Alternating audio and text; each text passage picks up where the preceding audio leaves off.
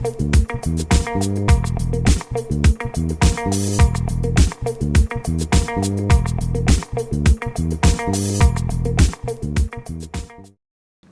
próxima mesa é uma mesa, eu acho fundamental para o resto da discussão, porque é uma mesa de conceitos, né? Eu sou engenheiro, não sou da área de direito, então eu sempre tento mapear isso com coisas do dia a dia, do bom senso. E eu acho que isso é fundamental para a gente poder avançar, porque você não tem base para o que vai ser uma base de fundamento, né? Uma base de conceito, é difícil eu avançar nisso. Então, eu vou querer chamar o doutor Alexandre Pacheco, que é coordenador do Laboratório de Empresas Nascentes de Tecnologia e pesquisador do Grupo de Ensino e Pesquisa e Inovação, GEP, membro do Grupo de Metodologia de Ensino de Direito de São Paulo.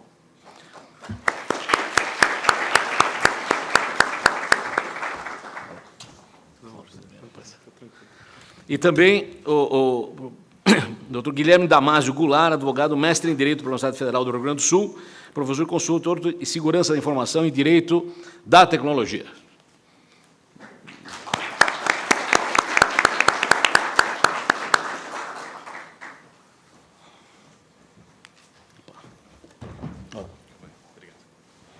E o terceiro componente da mesa é o doutor Carlos Bruno Ferreira da Silva, que é procurador da República do Ministério Público Federal de Minas Gerais e mestre em Direito pela PUC do Rio, doutorando em Direito pela Universidade de Sevilha, na Espanha.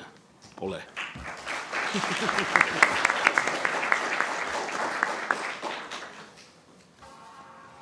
Ops, muito bem. Bom, essa mesa vai discutir questões conceituais sobre a definição de dados, né?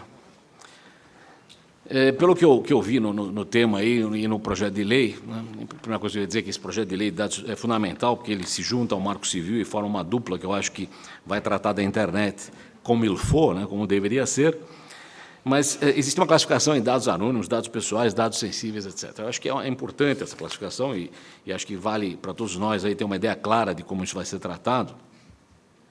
Mas só para fazer uma divagação a respeito disso ainda, se fosse olhar isso do ponto de vista de engenharia, né, eu acho que seria interessante, que deve estar embutido aí, eu não sei se está embutido ou não, uma definição que, para mim, é importante existir é o que são dados óbvios ou visíveis ou expostos, né, que fazem parte do indivíduo, né. Eu sei que, por exemplo, imagem, né, a aparência de alguém, a cara de alguém é um dado, teoricamente, pessoal, mas é um dado que eu acho que é visível a todos. Quando nós olhamos aí um álbum de fotografias da família, a gente fala, aqui meu avô, aqui meu tio, minha prima. Ninguém fala, aqui o RG do meu avô, aqui a impressão digital da minha tia, o RH da minha prima. Quer dizer, a gente não enxerga os dados que estão por trás daquilo. A gente não fala, o diabetes do meu tio está visível aqui estou vendo aqui o DNA da minha sobrinha. Quer dizer, é evidente que essas informações existem, fazem parte do indivíduo, mas, evidentemente, o rosto é o que identifica a pessoa claramente, independente do peso, se ele ficou mais careca ou não, ou se cresceu, etc. E tal. Então, o que eu estou dizendo isso é em termos de bom senso, porque estavam discutindo isso, eu estava falando com a Kelly ontem sobre isso. Quer dizer, hoje, por exemplo, nós aceitamos calmamente que nós temos câmaras em todos os lugares e todo mundo verifica quem entrou e quem saiu do prédio, e qualquer prédio um pouco mais sofisticado, você tem que botar a cara para o cara tirar uma fotografia sua e tudo mais. Então, talvez esse dado específico já seja um dado tratado de uma forma comezinha, né, usual, né? Certamente isso não é igual a saber se eu tenho diabetes ou não, que isso é uma coisa pessoal minha e talvez eu não quisesse que fosse difundido ou não, etc. e tal. Mas eu acho que nós temos que marcar, e aí esse painel vai tratar disso com certeza, né, quais são os limites razoáveis, né, do que o bom senso nos diz, né? Quer dizer, eu acho que eu não tenho como proteger meu rosto. É claro que eu não quero que vendam fotografia, isso é outra história, mas quem me vê sabe qual é a minha cara, quer dizer, vai me identificar porque me conhece, e idem todos os demais. Então, essa é uma informação que, é evidente que é uma informação pessoal minha, mas é uma informação minha exposta. E só para dar uma análise, um exemplo, no outro lado disso, foi falado, por exemplo, em informação eletrônica, e no Marco Civil consta que nós precisamos preservar o IP e a hora de navegação.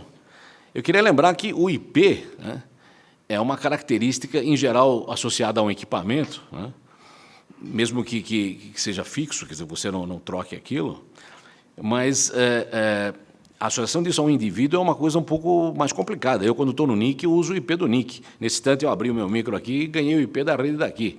Então, esse IP não é o meu IP. Quer dizer, na minha casa, eu tenho o IP que é o meu IP de sempre, né? Eventualmente, se eu for um IP fixo. Então, somos como chapa do carro, quer dizer, eu posso ter um carro e posso não estar usando o carro, posso estar usando o ônibus, ou posso estar usando o táxi. Quer dizer, o carro, apesar de ser de alguém, não é certo? Não se garante, se você tirar uma fotografia do carro andando na rua, que quem está dirigindo é o dono do carro. Ele pode ser roubado, pode ser alugado, etc. e tal. Então, de novo, quer dizer, eu tenho um pouco de receio quando a gente começa a associar essas coisas com identificação positiva ou identificação final do indivíduo, porque isso não é por aí, né? Eu, por exemplo, certamente uso mais vezes o IP do NIC quando eu estou acessando a internet, ou o IP genérico, do que o IP de casa, que só vou usar de noite. Então, só para pontuar que eu acho que é fundamental a gente conceituar como a gente protege dados que precisam ser protegidos e como a gente desencana de proteger coisas que, eventualmente, são de conhecimento público. Eu, por exemplo, acho que é difícil dizer que eu não quero que você saiba qual é a minha cara, porque a minha cara é visível. Então, esse é um dado que eu não quero que você venda isso aí, não quero que você explore isso aí, são outros 500. Mas em qualquer prédio que você entra, qualquer repartição pública, o cara já tira uma fotografia sua e guarda lá. Se você tiver que assinar uma declaração dizendo eu permito que você faça isso, toda vez que você entrar num lugar que tem uma câmera em cima, você vai ter que assinar que eu permito que você faça isso ou aquilo. Então, só uma provocação para a gente começar essa discussão. E eu acho que é fundamental que a gente consiga chegar a uma legislação de bom senso extremamente útil para complementar com o Marco Civil a proteção aqui, as ameaças que nós já estamos expostos pela internet. E eu, então, peço que cada participante da mesa fale aí uns 20 minutos, para a gente poder ter um tempinho depois para perguntas, porque certamente surgirão dúvidas, né? Eu vou começar pela ordem aqui da minha lista, então vou começar com o Alexandre falando em primeiro lugar aí. Bom, acho que agora está funcionando. Bom, bom dia a todos, agradeço muito ao convite de estar aqui. Acho que, inicialmente, como a primeira fala é minha, e a ideia é que esse painel venha tratar de questões, vamos dizer assim, questões conceituais revisitadas. Eu acho que um aspecto central num primeiro momento, começar com uma provocação e depois entender um pouquinho por que a gente tem 3 conceitos distintos, que são conceitos de dados sensíveis, dados pessoais e dados anonimizáveis. Bom, a minha provocação ela é até bastante simples. Em primeiro lugar, se essa classificação serve para alguma coisa, e eu acho que ela serve, uma das ideias centrais é a gente verificar, já que a gente está revisitando essas classificações, em alguma medida, perceber se não existem casos concretos que nos façam, no mínimo, olhar para elas novamente e verificar se esses casos não só são exceções e, portanto, nós não precisaríamos mudar a regra criada para diferenciar esses 3 conceitos e depois pensar no que eles podem nos ser úteis, mas, fundamentalmente, é verificar se não há um conceito ou uma estratégia regulatória melhor do ponto de vista do que a gente está querendo perseguir e, no final das contas, é uma proteção mínima à privacidade, à proteção dos dados de todos nós. Por que eu digo isso? Fundamentalmente porque, quando a gente pensa em dados, principalmente na diferença entre dados sensíveis e dados pessoais, o que a gente pensa é, bom, dados pessoais, e como foi dito na primeira fala da manhã aqui, dados pessoais são aqueles capazes de identificar, direta ou indiretamente, um usuário. Lembrando, o dado não necessariamente é informação, o dado não necessariamente é conhecimento. Muitas vezes você precisa de mais de um dado para que você possa criar uma informação. E o dado ele é uma representação, inevitavelmente. Ele é um recorte a respeito de algo que você possa conseguir gerar uma informação a partir dela. Por exemplo, uma representação muito comum que a gente tem é o nosso peso. O nosso peso, na verdade, ele é um recorte do conjunto de informações que podem nos descrever como indivíduos. Então, a gente tem esse pequeno recorte, ele é um dado sobre você, ele é um dado que não está no formato digital, via de regra, ele é um dado que pode estar no formato digital, mas a gente tem trabalhado muito antes de tecnologias digitais com esse tipo de dado, e ele é um dado que pode dizer parte de informações, ou parte, eventualmente, de uma representação que pode existir de você. Mas por que eu estou fazendo vamos dizer assim, esse à parte muito grande. Porque a diferença do dado pessoal para o dado sensível é que o dado sensível é aquele dado que existe uma enorme potencialidade em que você seja colocado, pelo fato de outras pessoas disporem desse dado, de situações discriminatórias. Um exemplo muito claro disso, e aí vem a minha provocação logo em seguida. A orientação sexual, estado de saúde, em alguns países, a opinião política, todos esses dados, a literatura jurídica, econômica, até da ciência política, tendem a apontar que esse dado tem um grau de sensibilidade muito maior do que informações, por exemplo, como talvez o seu nome, eventualmente o seu endereço. Mas a minha provocação é a seguinte: será que a gente não consegue pensar em exemplos, e é um pouco que eu vou trazer a partir da minha fala, exemplos em que, mesmo dados pessoais, possam se encontrar em situações de altíssima sensibilidade?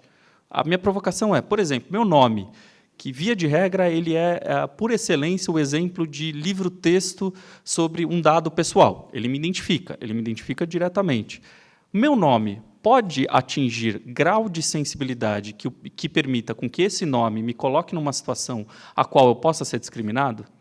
Por que eu faço essa pergunta? Porque se a nossa estratégia regulatória, e na minha visão, tanto aqui no Brasil quanto em outros países, a ideia é que a gente, do ponto de vista tanto de dados pessoais quanto do ponto de vista de dados sensíveis, a gente trabalha com a ideia de lista. Por que eu utilizei como exemplo orientação sexual? Por que eu utilizei, por exemplo, como exemplo a sua orientação religiosa, a sua crença religiosa, me desculpe?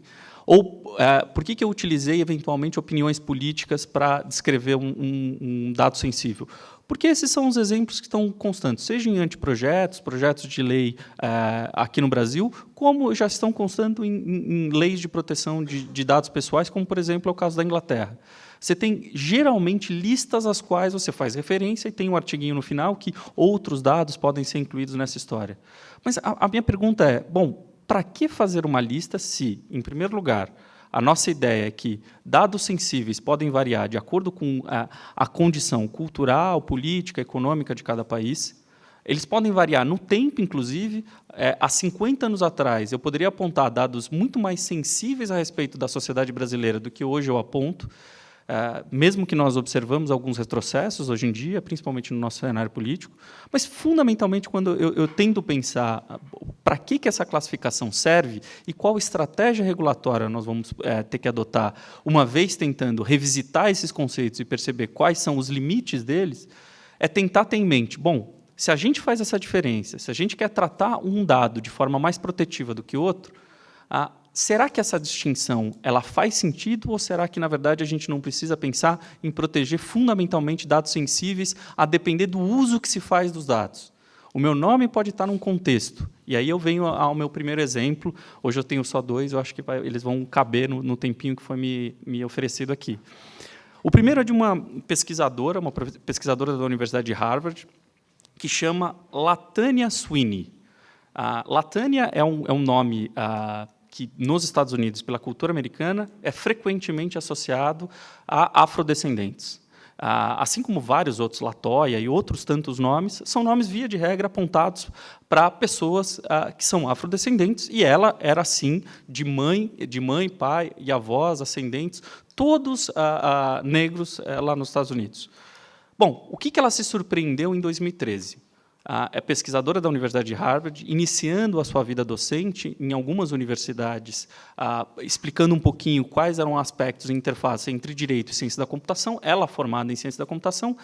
Em algumas pesquisas que ela fazia no computador da Universidade de Harvard, ela notou que os resultados, não apenas do Google, mas não apenas das buscas do Google, mas de alguns jornais, como, por exemplo, a agência de notícias Reuters, sempre associava, quando ela inseria o nome dela numa ficha cadastral ou durante a navegação dela, ao lado, no canto superior direito, aparecia lá registros policiais, aparecia lá, já foi presa? Aparecia lá, quer reabilitação? Aparecia lá, por exemplo, saiba lugares que aceitam ex-condenados. E isso reiteradamente ao longo de 3 a 4 meses. esse tipo de notícia fez com que ela assumisse a seguinte postura. Não apenas ela começou uma linha de pesquisa dentro da Universidade de Harvard para tentar verificar que impactos determinados dados, que, via de regra, não são considerados como dados eminentemente sensíveis, podem ser considerados como dados sensíveis pelo seu uso, e não pelos simples fatos de terem sido listados como tal. Eu costumo dizer, e ela dá esse exemplo muito bem, orientação sexual, em alguns países, em algumas cidades, pode ser um problema menor, como, por exemplo, na Holanda, em que, por diversas pesquisas, se mostra que a população da Holanda ela é menos sensível e tem um número de incidentes muito menor relacionado a, por exemplo, a demonstrações públicas de casais homossexuais. Já na Rússia, que a gente vê inúmeros exemplos de agressões e atos de violência, essa situação pode se inverter completamente. E aí vem a pergunta dela, será que, a depender da história do país, e será que a depender do contexto que a gente está imaginando o uso desse dado, e lembrando que dado é uma representação, será que não seria muito mais, do ponto de vista, já que a gente está querendo revisitar esses conceitos, do ponto de vista regulatório, pensar que mais importante até do que lista é a ideia do uso desse dado? Por exemplo, no caso da Latânia, a ideia dela foi, bom, como é que eu posso investigar e criar um banco de dados capaz de me mostrar o quanto que isso não é um exemplo isolado relacionado ao meu nome e mais, o quanto, na verdade, na minha situação, na minha história de vida, o uso do meu nome associado a episódios envolvendo não apenas violências, mas episódios envolvendo o sistema prisional norte-americano, esse tipo de uso não é muito mais sensível, não é muito mais discriminatório, não me ofende muito mais do que, eventualmente, determinados cenários que a gente poderia pensar envolvendo dados sensíveis. E aí vem um contexto muito significativo. Ela começou a fazer alguns testes, por exemplo, na agência de notícias Reuters.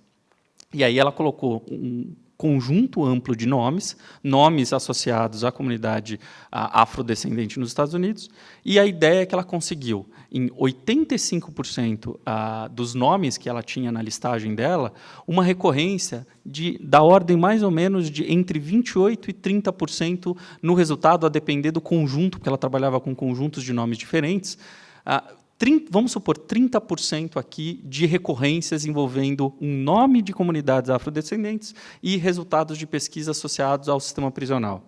Então, a ideia é, bom, o nome, que é um dado absoluta, do ponto de vista da nossa classificação, um dado eminentemente pessoal e, portanto, que exigiria uma proteção um pouquinho menor do que um dado sensível, o seu uso consegue atribuir uma preocupação muito latente, muito significativa. Então, nesse sentido, eu tento, a partir desse exemplo, pensar a ideia de, bom, se a gente tem que revisitar esses conceitos, será que a melhor estratégia do ponto de vista dessa distinção não seria, efetivamente, ter uma estratégia baseada em uso?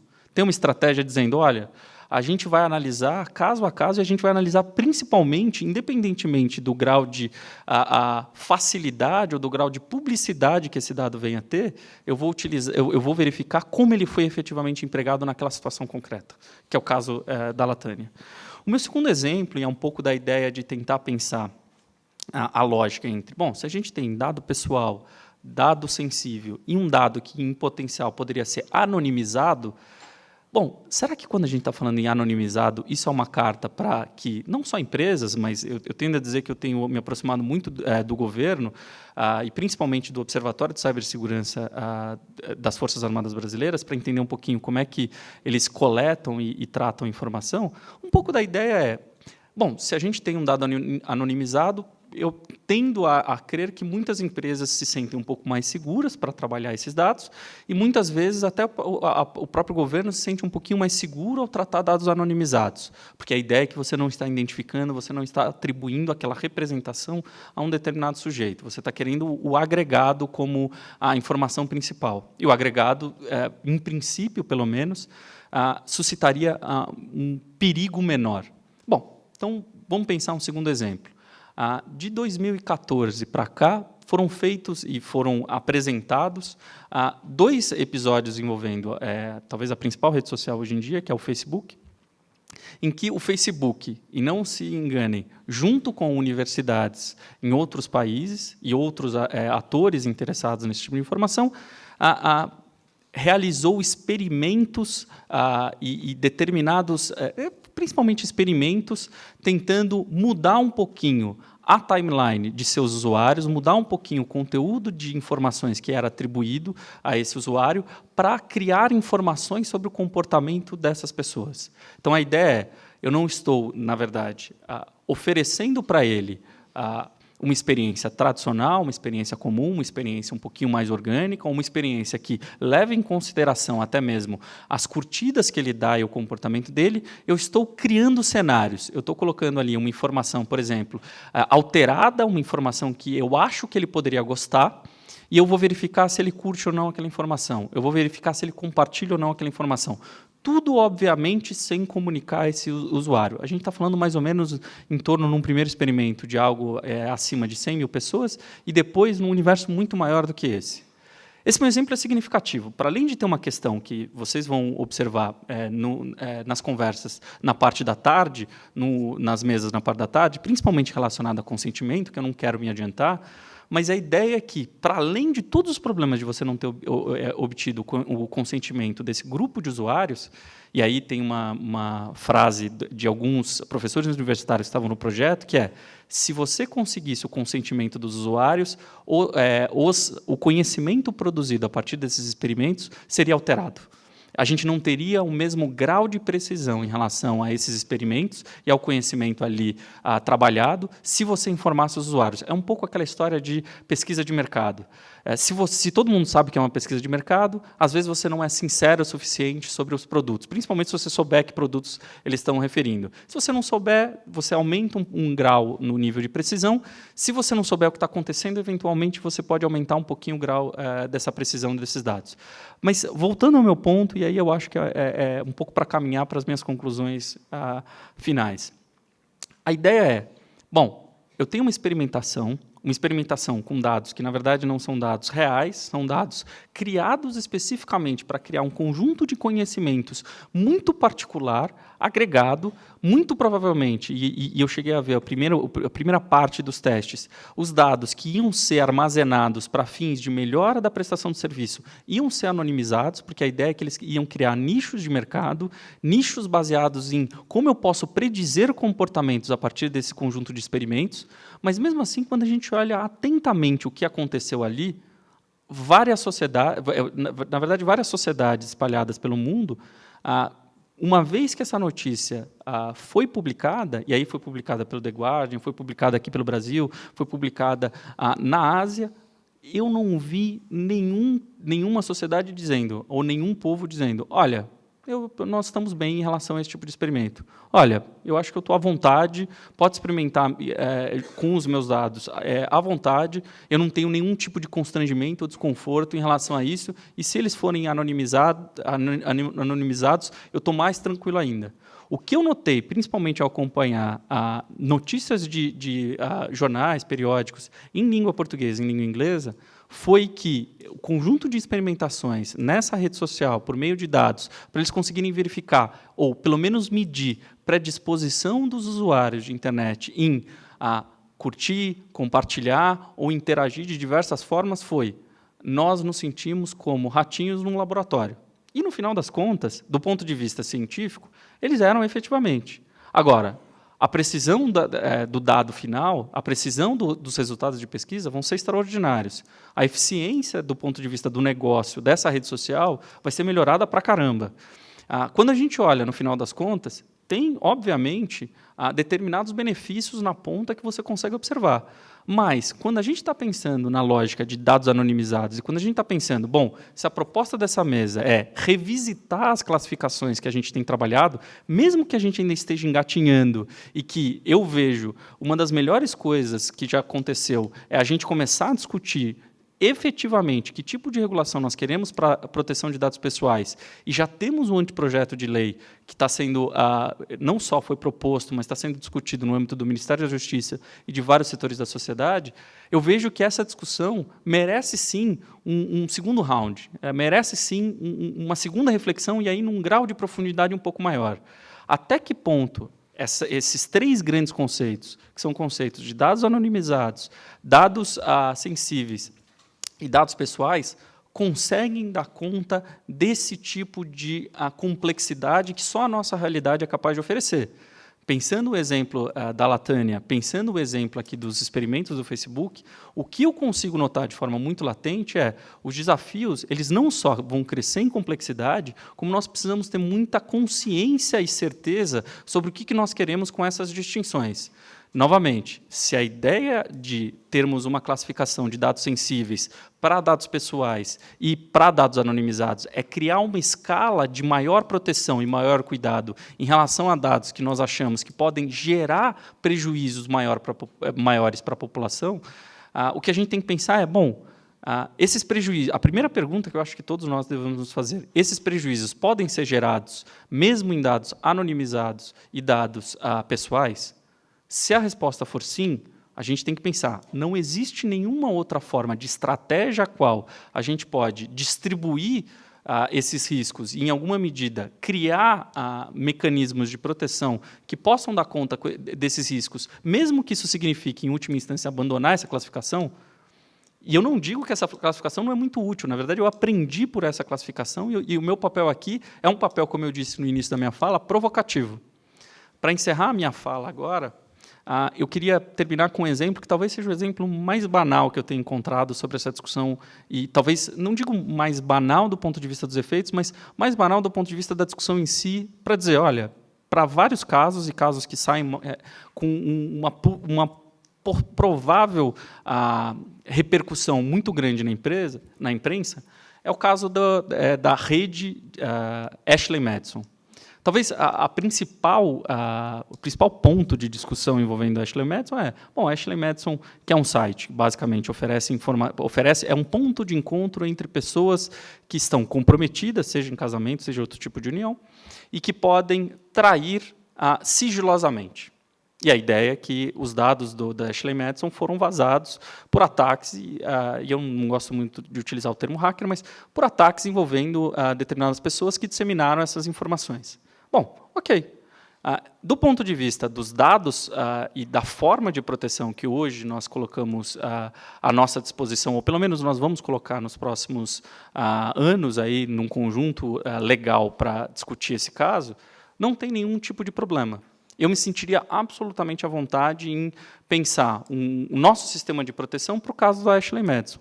Agora, mesmo com toda a repercussão na imprensa, a minha pergunta e um pouco da minha provocação é o quanto que nós podemos entender que é comum o caso da Ashley Madison, com ataques e divulgação de informações, e o quanto poderia ser mais comum ou mais recorrente casos como da Latânia e casos como o dos experimentos do Facebook. Eu acho que, na verdade, o cenário muito mais provável é o segundo do que necessariamente o primeiro. Muito obrigado, viu?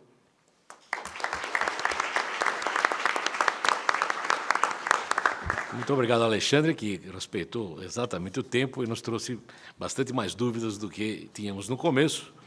Eu farei 2 comentários rápidos sobre os exemplos dele. Primeiro, sem dúvida, ele deu um exemplo sobre dados anonimizados e citou que o comportamento na Holanda é um e na Rússia é outro. Então, se tivermos um holandês sentado aqui, certamente o holandês vai ser bem visto, independente se ele faz parte ou não do pessoal que tem repressão a esse tipo de atividade. Já o russo vai ser certamente mal visto, independente de ser um sujeito bastante liberal e não ter problema nenhum com o que foi citado. Então, ao fazer esse tipo de nichos, nós, de alguma forma, tendemos a estigmatizar. Temos aqui um sujeito liberal e temos aqui um sujeito altamente conservador. Então, acho que esse exemplo foi muito interessante para mostrar como, às vezes, uma coisa simples pode gerar preconceito ou gerar, digamos, discriminação automática. Em relação ao nome, eu só furo na pele esse problema, porque quando eu entrei no Twitter, eu falei Demi, o cara falou, mas Demi Lovato, tudo bem. Demi Moore, tudo bem. Ora, Demi Guedes, que diabos é isso aí? Tá certo? Quer dizer, então já há uma predisposição, eu não gosto de me ver com essa cara, queriam ver outro tipo de coisas, eu não exibo as pernas, em suma, tem um problema sério. Esse nome aí leva, como o nome da Latânia, a conclusões inadequadas e, portanto, trata-se de um nome sensível. Muito bem, continuamos agora com o Guilherme Damasio, que vai nos falar sobre o mesmo tema aí, por favor. Muito obrigado, bom dia a todos, não apenas aqueles que estão aqui, aqueles que nos assistem pela internet. Um parabéns também a toda a equipe do CGI, enfim, que está realizando e promovendo um belo evento que eu já acompanhei nas outras vezes. Um abraço também ao meu amigo e conterrâneo Diego Canabarro, que está aqui logo à frente.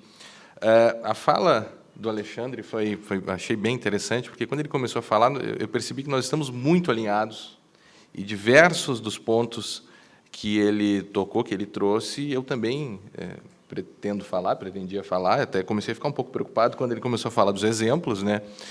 E eu pensei, nossa, tomara que ele não traga os mesmos exemplos que eu trouxe, porque daí eu teria que achar outros exemplos aqui no calor do momento, e, felizmente, ele tocou apenas num dos exemplos que eu ia trazer, que era o exemplo do Ashley Madison, mas acredito que é impossível nós não tratarmos nesse debate, né, no âmbito dessa discussão, dessa diferenciação, até mesmo, né, ou melhor, dessa classificação entre dados pessoais e dados sensíveis, e é esse o tema que eu quero me ater principalmente, a questão dessa distinção entre dados pessoais e dados sensíveis. Eu acho que nós concordamos que não se trata de uma divisão inútil, é verdade, né? Ela pode, talvez, encontrar alguns problemas, nós podemos, sim, de fato, encontrar uma série de situações onde, sim, um dado pessoal pode, de fato, revelar aspectos sensíveis, naquela diferenciação clássica que o Alexandre mesmo colocou, dados sensíveis, aqueles que revelam aspectos, né, mais íntimos, mais da personalidade realmente da pessoa, aspectos sexuais, aspectos religiosos, né, a questão de orientação trabalhista, também a doutrina fala sobre isso, né, de sindicatos e coisas do gênero. Então, nesse primeiro momento, eu acredito que é importante nós elevarmos, sim, essa discussão, no que diz respeito à diferenciação entre dados pessoais e dados sensíveis, para uma discussão que envolva o impacto do uso desses dados. E esse impacto, ao meu ver, eu acho que a grande chave para resolver esse problema é o contexto em que esses dados são utilizados. Então, dependendo do contexto, sim, nós podemos ter dados pessoais, como apenas um endereço de e-mail, que, se colocados em um determinado contexto, eles podem, sim, revelar situações extremamente sensíveis, extremamente íntimas de um indivíduo, né? E já que o Alexandre falou do Ashley Madison, eu uso esse mesmo exemplo. Veja, o vazamento do Ashley Madison, eu não acompanhei, não fui pesquisar exatamente quais dados vazaram, mas eu consegui encontrar alguns sites que indicavam apenas se o e-mail informado estaria no banco de dados vazado pelo Ashley Madison. Veja, um e-mail, nós podemos dizer que não se trata de um dado sensível, é um dado pessoal, né? Revela ali que a pessoa está relacionada com aquele domínio, talvez, dá para ter uma ou outra, dá para se prever alguma coisa sobre a pessoa em relação ao domínio, mas, de fato, é uma informação, inclusive, que é pública, as pessoas precisam publicizar os seus e-mails para que recebam depois mensagens, troquem. Mas, vejam, o fato de um dado pessoal estar relacionado naquele contexto a um site que promove traições, né, encontros extraconjugais, transformam aquele dado pessoal em um dado sensível, em uma informação absolutamente sensível, né? E aí que nós temos que ver a questão do impacto. Qual o impacto daquela informação naquele contexto? E uma das formas também de resolver isso é por toda a principiologia que o próprio anteprojeto se propõe, né? Não apenas o princípio de proteção de dados, não discriminação, finalidade, todos aqueles outros princípios que nós encontramos no anteprojeto, mas o próprio direito civil nos oferece instrumentos para regular e para tratar toda essa questão. A própria figura do abuso do direito, lá do 187, é uma figura que nos permite lidar tranquilamente com esse problema, né?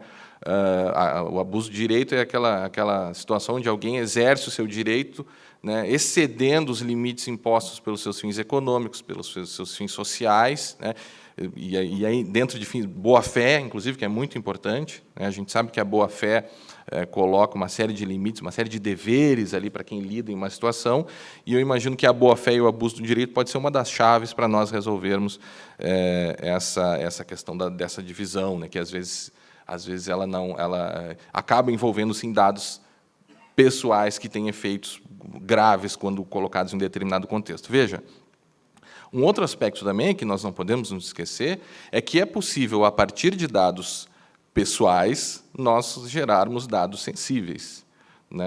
Há uma série de exemplos, a questão dos curtir, né? O curtir do Twitter, né? As curtidas do Facebook, perdão, em que já se sabe que a análise de todas essas curtidas poderia aí revelar inclinações religiosas, sexuais, por aí vai. Mas eu queria também tocar num aspecto que é pouco comentado quando a gente fala sobre dados pessoais e dados sensíveis, que é a questão da publicidade. Em geral, sempre quando há algum conflito, né, que acaba chegando ao judiciário, envolvendo essa questão do tratamento de dados, e algumas vezes sem consentimento, enfim, mas a grande parte da defesa das empresas vai nesse sentido. Os dados são públicos, ora, com aquela ideia de que, se os dados são públicos, poderiam ser utilizados, poderiam ser processados, né, de qualquer maneira. Então, essa é a grande defesa. Inclusive, eu tenho em mãos aqui uma decisão lá do Rio Grande do Sul, que causou, né, muitos estudiosos do assunto ficaram bem interessados por essa decisão, que envolveu o SPC Brasil e acabou condenando o SPC Brasil. Eu acredito que seja de conhecimento de todos aqui na mesa e de muitos aqui que estão aqui. E uma das defesas do SPC Brasil, me permito ler aqui, vai nesse sentido. Disse que os dados cadastrais são manifestamente públicos e não se sujeitam ao sigilo e dispensam a autorização do consumidor, e a gente entraria na questão do consentimento. Mas é um grande erro, quando a gente fala na disciplina de proteção de dados pessoais, entender que um dado que tenha sido publicizado pode ser utilizado para qualquer finalidade. Está completamente em desacordo, inclusive, com toda a principiologia. Um dos princípios, e uma das situações, envolve a questão da finalidade, quando a gente sabe que, se um dado foi recolhido para uma determinada finalidade, ele não pode ser utilizado para outra finalidade, mesmo que ele seja público. E é interessante, quando a gente fala, né, em dados públicos, né, um dado pode ser público, ou pode ter sido publicizado, e pode ser ultrassensível.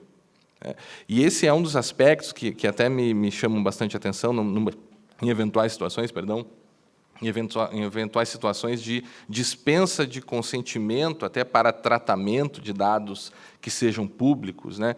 Qual é esse tratamento? Qual o contexto em que esse tratamento vai ser dado? E pior, e se esses dados que foram publicizados foram de forma ilícita? Porque nós temos que levar isso em consideração. Um dos grandes problemas em relação à proteção de dados é que é muito difícil saber de onde os nossos dados vieram. Praticamente impossível, eu diria, em algumas situações, né? Então, se nós não sabemos de onde aqueles dados vieram, se as empresas, cada vez mais, quando instadas a se manifestarem nesse sentido, divagam e dizem que não podem dizer e que está dentro do seu segredo de negócio de onde esses dados saíram, né, nós corremos o risco de o fato do dado ser público legitimar o uso de um dado obtido por meios ilícitos. E isso não pode ser permitido. E aí podemos usar, inclusive, o próprio abuso do direito que eu já falei aqui, né? Seria um erro, seria juridicamente incorreto permitir isso. Mas, falando um pouquinho sobre a publicidade ainda, a questão é que a palavra público ela é polissêmica. Ela tem mais de um sentido, ela é colocada em diversos sentidos, e eu tenho visto que parece que as empresas, quando utilizam essa estratégia de defesa, parecem utilizar essa polissemia a seu favor, justamente para causar uma certa ambiguidade. Ora, que público eles estão falando? Qual a concepção? Se eu digo a palavra público, o que vem na cabeça de vocês? Eu notei alguns aqui. Público, em primeiro lugar, pode ser aquilo que não é sigiloso, que não é confidencial. Então, essa informação, entre aspas, ela é pública, talvez o melhor seria ela foi publicizada, não sei. Né? Nós podemos, quando falamos em público, também podemos estar nos referindo a um bem público, né? E aquelas situações em que alguns bens podem ser utilizados de forma livre, uma praça, onde as pessoas podem ir até a praça, enfim. E vejam, essa carga da palavra público, de algo que pode ser utilizado, né, sem grandes controles, eu vejo que nessas defesas acaba sendo utilizada, essa ambiguidade acaba, né, essa polissemia acaba sendo utilizada. Ora, público pode ser utilizado de qualquer forma, né, e público também pode ser, por outro lado, o oposto daquilo que é privado. Nós temos algo que está dentro da esfera pública e algo que está dentro da esfera privada. E aí, alguns autores vão falar nisso, que aparece aquela situação da insuficiência quando a gente trata de proteção de dados, em falar apenas nesse binômio público e privado. É uma visão bastante ultrapassada, mas dentro da doutrina, aqueles que conhecem a doutrina sabem que simplesmente tratar a proteção de dados sob a ótica do público e privado, a gente sabe que é insuficiente, mas, por incrível que pareça, as empresas, nas suas defesas, ainda continuam insistindo nisso para realizar situações que, diante de toda a principiologia, de toda a doutrina, e veja, doutrina é fonte de direito, né, para os advogados que me acompanham aqui, né, doutrina, sim, é fonte de direito. Nós temos que observar nas decisões, nas situações, o que a doutrina tem se manifestado sobre o tema. Então, claro que é evidente que a lei é importante, mas doutrina e jurisprudência também são fontes de direito. Então, é interessante, quando a gente começa a falar sobre publicidade, fazer uma diferenciação também do que é a questão do público e do confidencial. Muitas pessoas falam sobre a questão da privacidade de dados, e me parece que, tecnicamente, seria incorreto dizer isso, porque a privacidade é um direito humano, um direito fundamental, direito esse que as pessoas têm. Pessoas têm privacidade. Dados não têm privacidade. Dados têm confidencialidade. Dados são protegidos por sigilo. Dados podem ter atributos, mas não direitos. É bem verdade que, quando nós temos dados pessoais ou sensíveis, como o Alexandre muito bem colocou, há uma representação, enfim, dos atributos da pessoa, mas um dado não pode ter um direito. Então, me parece um erro, às vezes, falar privacidade de dados. Não, os dados, a gente fala em confidencialidade de dados e fala de privacidade como direito. Agora, nós não podemos nos esquecer... antes disso, a confidencialidade, nesse contexto, serve como um instrumentalizador da privacidade. Né? Um dado pessoal ou uma situação protegida pela privacidade pode demandar a confidencialidade ou pode demandar o sigilo em relação àquelas informações. Mas nem sempre o que é confidencial assim o é em função da privacidade. Certos dados podem ser não podem ter sido publicados em função de uma questão de segredo de Estado, de uma investigação policial, segredo de empresarial, que daí são situações que demandam a confidencialidade e não em função da privacidade. Então, é muito importante fazer essa distinção. Agora, nós já sabemos, e isso vem da Alemanha, uma decisão do Tribunal Constitucional alemão, que decidiu estipulou um novo direito fundamental, que seria aquele direito fundamental à proteção da confidencialidade e da integridade dos sistemas, que derivaria ali da proteção de dados, que também, por sua vez, é derivada da privacidade. Então, sim, são coisas diferentes, mas os alemães já reconheceram que há esse direito. Ora, se as nossas relações e se a nossa vida cada vez mais passa a ser intermediada pelos sistemas informáticos, né, e nós cada vez mais somos representados por dados pessoais ou dados sensíveis, nada mais natural que nós temos, sim, um direito fundamental à proteção da integridade, ou à segurança da informação, de uma forma geral, de todos esses sistemas que mantêm essas informações, que me parece que é o caso do Ashley Madison. Imagine só, não se trata aqui de falar sobre a moralidade ou a imoralidade do uso desse sistema, que é um problema que está fora da esfera de discussão desse debate. Mas, veja, independente disso, é um sistema que demandaria, sim, aqueles que utilizam o sistema tinham um direito fundamental à confidencialidade daqueles dados, por que não?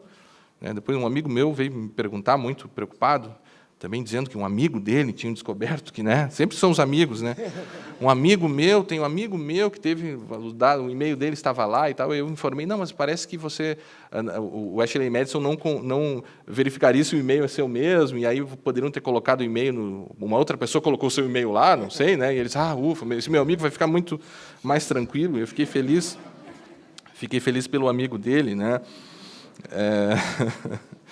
Essas situações onde a gente pega dados, a partir de dados pessoais, gera dados sensíveis, tem um dos exemplos que eu até anotei aqui para trazer, é a questão do Visa Divorce. Alguns devem ter ouvido falar, que a Visa, por meio do processamento, do cotejo, a aplicação de data mining, Big Data, aquelas práticas todas, aos dados de compra das pessoas, conseguiria prever, com até 2 anos de antecedência, se a pessoa iria se divorciar ou não.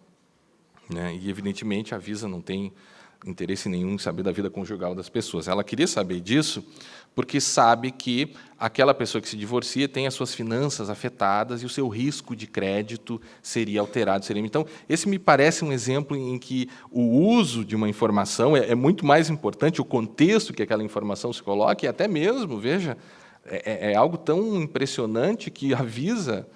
Eu estou falando avisa aqui, mas imagino que outras bandeiras também façam o mesmo, né? Mas essas bandeiras podem descobrir algo mesmo que nem mesmo a pessoa sabe. De repente, o cidadão acha que tem algo que não vai bem na sua vida e a Visa já sabe, né, que ele vai se divorciar lá no futuro. Tudo isso demonstra que, para além dessa discussão de dados pessoais e dados sensíveis, nós temos pessoas por trás disso. E, muitas vezes, principalmente essas defesas, né, muitas dessas defesas que a gente vê das empresas, tentam desumanizar essa situação. Ora, o óbvio deve ser dito, meus caros, são dados pessoais, são dados que se referem às pessoas, às situações humanas. Nós não podemos desumanizar. Né? E alguns outros direitos que acabam sendo influenciados por essa situação entre dados pessoais e dados sensíveis são também esses direitos da personalidade, né? Mas também há outros direitos bem interessantes, pouco comentados pela doutrina, e eu falo dois aqui. Não é só a questão, o Demi colocou no início, uma foto minha, né, uma foto onde eu apareço. Né? Como são direitos da personalidade, é fácil que a gente, às vezes, não saiba, né, isso aqui é privacidade, isso aqui é proteção à honra, isso aqui é proteção à imagem. E nós vemos hoje também algumas situações bem interessantes que se referem à questão do direito à identidade pessoal. Direito esse bem pouco comentado, e que envolve justamente aquele direito que todos nós temos de controlar, é um pouco de autodeterminação informacional, né, mas aquele direito que nós temos de controlar como os outros nos veem. E esse é um direito muito poderoso. Alguns dizem, não, óbvio, evidente, como todo direito, ele não tem... O seu reconhecimento é absoluto, eu diria, mas o seu exercício não é absoluto. Não existiria um direito de exercício absoluto, mas vejam, as pessoas têm um direito muito poderoso. As situações envolvendo transexuais permite até mesmo que esse transexual consiga mudar o seu próprio nome. E ele faz isso, o transexual, ou a transexual faz isso, em função desse direito que ele tem de reprojetar a sua personalidade no mundo, né? E quando eu falo mundo, inclui o mundo virtual, o mundo eletrônico também. E aí também emerge o famoso e discutido direito ao esquecimento, né? Que envolveria toda essa questão de dados pessoais, dados sensíveis, a projeção da identidade, né? Tudo isso que são esses vínculos objetivos nossos, né, que demonstram aspectos e atributos da nossa personalidade.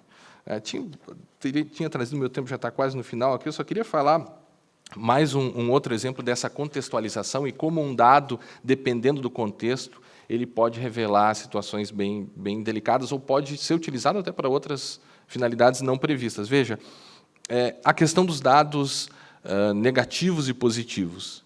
O Leonardo Roscoe Bessa, que tem um livrinho sobre dados positivos, ele coloca isso, que, de fato, os dados eles não são positivos nem negativos. O que há aquele dado pode ser utilizado tanto para finalidades, entre aspas, positivas, ou quanto finalidades negativas. E aí, devo chamar a atenção, essa discussão também deve envolver um diálogo das fontes ali com o Código de Defesa do Consumidor, o Marco Civil fala isso, que vai se aplicar também toda a disciplina do direito do consumidor, e eu acredito que nessa situação de proteção de dados nós temos a obrigação também de trazer para a discussão as questões relativas ao direito do consumidor, que é muito rica, que já trata sobre a questão de banco de dados, já há muito, o artigo 43 lá já fala sobre isso. Mas a questão dos dados negativos, veja, é possível com dados, entre aspas, positivos, eu chegar a uma situação em que eu vou negar crédito para um cidadão? Sim, é possível. Uma empresa pode, de repente, observar que o cidadão paga bem as suas contas, mas ele tem diversas contas e que essas contas já exauriram ali a sua capacidade financeira, a sua capacidade de obter crédito, e a empresa, com um dado positivo, né, consegue negar crédito, ou seja, um dado positivo negaria, né, seria utilizado para fins. Então, isso é contextualizar. Essas são situações onde quando a gente coloca um dado num outro contexto, ou quando a gente desvia a finalidade do processamento daquele dado, faz, sim, surgir situações de violação mais profunda, violação essa que a gente vê ocorrendo nos dados sensíveis. Eu tinha algumas outras coisas aqui, mas acredito que esse debate vai se ampliar ainda nas conversas. Eu não quero, né, ultrapassar meu tempo, e espero também que não tenha usado exemplos que o meu colega aqui vai usar, né? Senão vai. Então, obrigado a todos, então, pela atenção.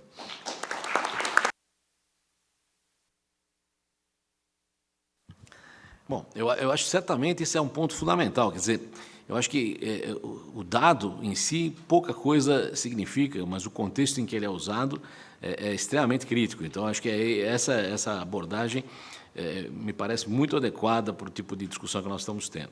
Só para fazer alguns comentários genéricos e vagos novamente, quer dizer, o que ele falou do Visa, né, em relação à pesquisa aí, já tinha sido tratado num filme aí nos anos 60, que chamava A Coceira dos 7 Anos, 7 Years Itch, da Marilyn Monroe, dizendo que aos 7 anos é que o sujeito trai e tudo mais. Então, juntando a Ashley Madison e o Visa, a Marilyn Monroe, no Brasil foi traduzido por Quanto Mais Quente Melhor, é uma tradução horrorosa, mas, de qualquer forma, certamente ele sabia que esse era o título certo, mas não veio ao caso. Então, em relação a Ashley Madison, ainda tenho que lembrar que o São Paulo ostenta o primeiro lugar na lista dos usuários, o que é bastante honroso e dignificante para a cidade. Na linha do contexto, nós tivemos, não sei se alguém vai tratar, espero se tratar até melhor, porque tratará com propriedade, não, no meu caso, trataria de uma forma vaga, mas nós tivemos o caso daquele sítio que divulgava dados, está no ar aí, que eu testei agora, que funciona, tudo sobre todos. E o interessante nesse negócio, e evidentemente temos que discutir isso à luz daí da doutrina, da lei e tudo mais, mas, em primeiro lugar, acho que a alegação deles podia ser perfeitamente verdadeira, que eles pegaram aqueles dados na internet, quer dizer, aqueles dados não exigiam nenhum tipo de investigação profunda, são dados que você normalmente encontraria. Nos velhos tempos, numa lista telefônica, você tinha o endereço de todo mundo, junto com o número do telefone. Certamente, digitalizar isso numa época em que é tão barato o armazenamento e processamento é trivial. Então, o ponto aí quer dizer, claro que aqueles dados são obteníveis facilmente na internet. Dados sobre processos, dados sobre pessoas que passaram no vestibular. Você tem, onde você quiser isso aí, você encontra de monte na internet. O ponto é, será que você poderia comercializá-los, ou agrupá-los, ou vendê-los? Eu acho que esse ponto foi muito bem tratado na palestra do Guilherme. Então, eu acho que isso é fundamental. E pegando do lado, digamos, do não entendimento da internet, eu, sinceramente, não entendi a decisão de bloquear o acesso ao sítio aos brasileiros. Quer dizer, nossos dados continuam disponíveis, mas não para nós. Nós próprios não poderemos ver quais são os dados nossos disponíveis, mas o resto do mundo continuará vendo. Então, se isso não serve para nada, era melhor não ter feito isso, né? Era melhor ver como você consegue agir de uma forma mais internet, né, do que simplesmente tentar dizer, olha, enfiarei a cabeça na areia e não verei meus dados lá, porque eles foram proibidos para que eu os veja do lado de cá. Muito bom. Passamos, então, ao Carlos Bruno, que é procurador da República do Ministério Público Federal de Minas Gerais. Bom dia a todos, é um prazer estar aqui, é uma honra estar nesse encontro. Tenho que fazer meu tributo ao doutor Luiz, que não pôde estar presente, doutor Luiz Costa, que realmente foi parceiro desde o começo, e uma pena ele não estar aqui, e para mim é um prazer estar presente aqui. Como vocês já ouviram, meu nome é Carlos Bruno Ferreira da Silva, sou coordenador do GT de Tecnologia da Informação do MPF, que é ligado à Câmara do Consumidor, mas, como a Fernanda falou muito bem no começo, a gente tem tentado ter uma visão um pouco mais abrangente no MPF, até para evitar as críticas, justas críticas do Ministério Público, que às vezes é uma instituição tanto quanto esquizofrênica. Então, a gente tem tentado que a visão de consumerista, a visão ligada ao direito do cidadão e a visão criminal seja uma visão só, seja uma visão de consenso. Evidentemente, isso dá trabalho de conversar e de alcançar posições em comum, dá até menos trabalho do que normalmente, porque os colegas têm posições bastante parecidas. Mas, de qualquer forma, a minha visão sobre o tema termina sendo um pouco influenciada pela questão do direito do consumidor, por esse lado, E também sou, hoje em dia, secretário adjunto de Cooperação Internacional do MPF, então também termino tendo a visão de acesso à informação, da dificuldade que hoje em dia faz isso por meio de cooperação e de todas as questões do Marco Civil. Evidentemente, todos os meus exemplos já foram utilizados. Isso era óbvio que aconteceria. Vou começar ainda cometendo mais um outro erro, que é corrigir o moderador. O nome do filme da Marilyn Monroe é O Pecado Mora ao Lado. E eu aproveitei e conferi no Google para evitar qualquer tipo de tréplica. É o outro que é excelente, do Billy Wilder. É um filme muito bom. Também.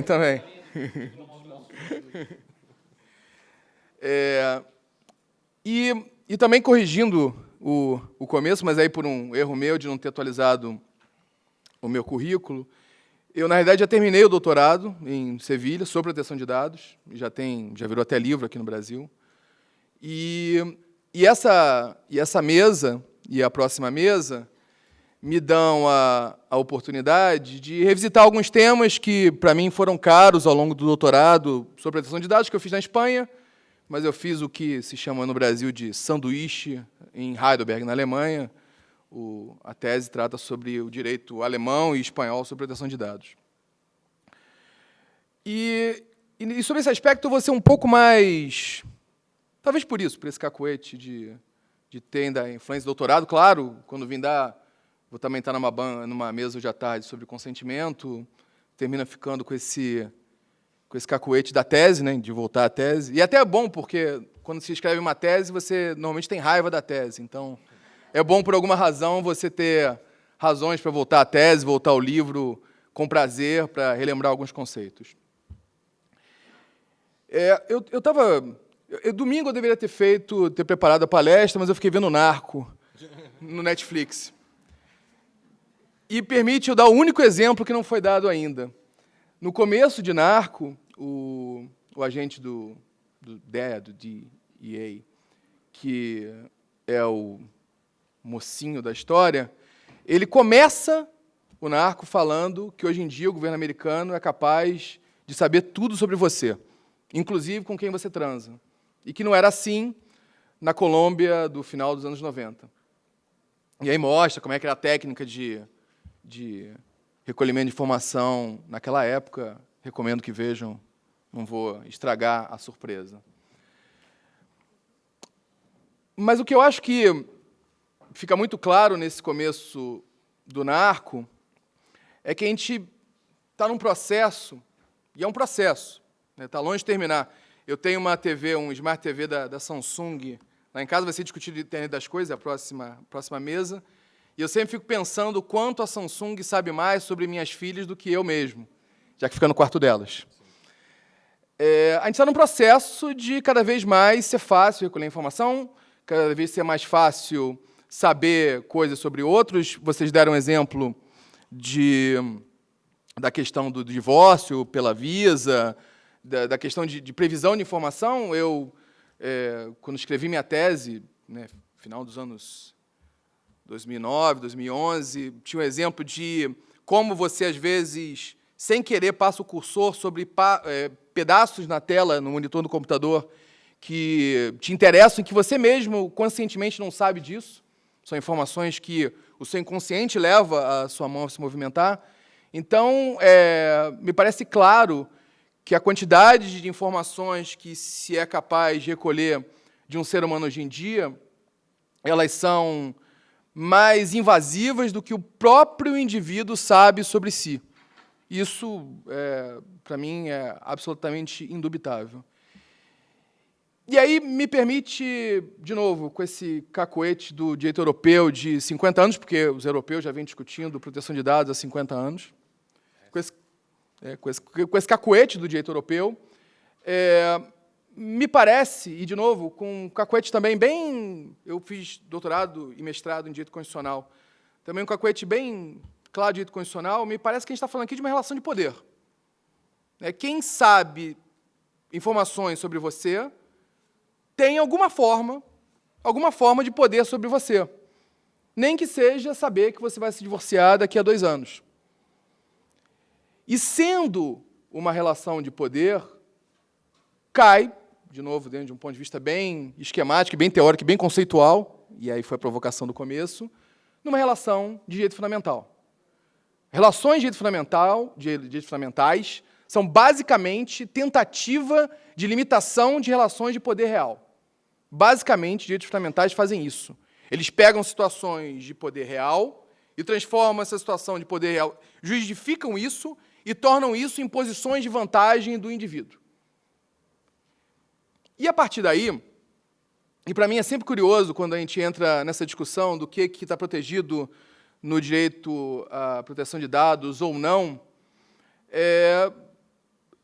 essa discussão, eu estava até relendo isso hoje, para não cometer nenhum equívoco, essa discussão se resolve no primeiro acórdão do Tribunal Federal Constitucional Alemão, no de 83, da Lei do Censo, que fala que a teoria das esferas, ou seja, dizer que existe uma esfera íntima, uma esfera privada e uma esfera social, que é a base da decisão do microcensus de 69, ela está superada pela autodeterminação informativa.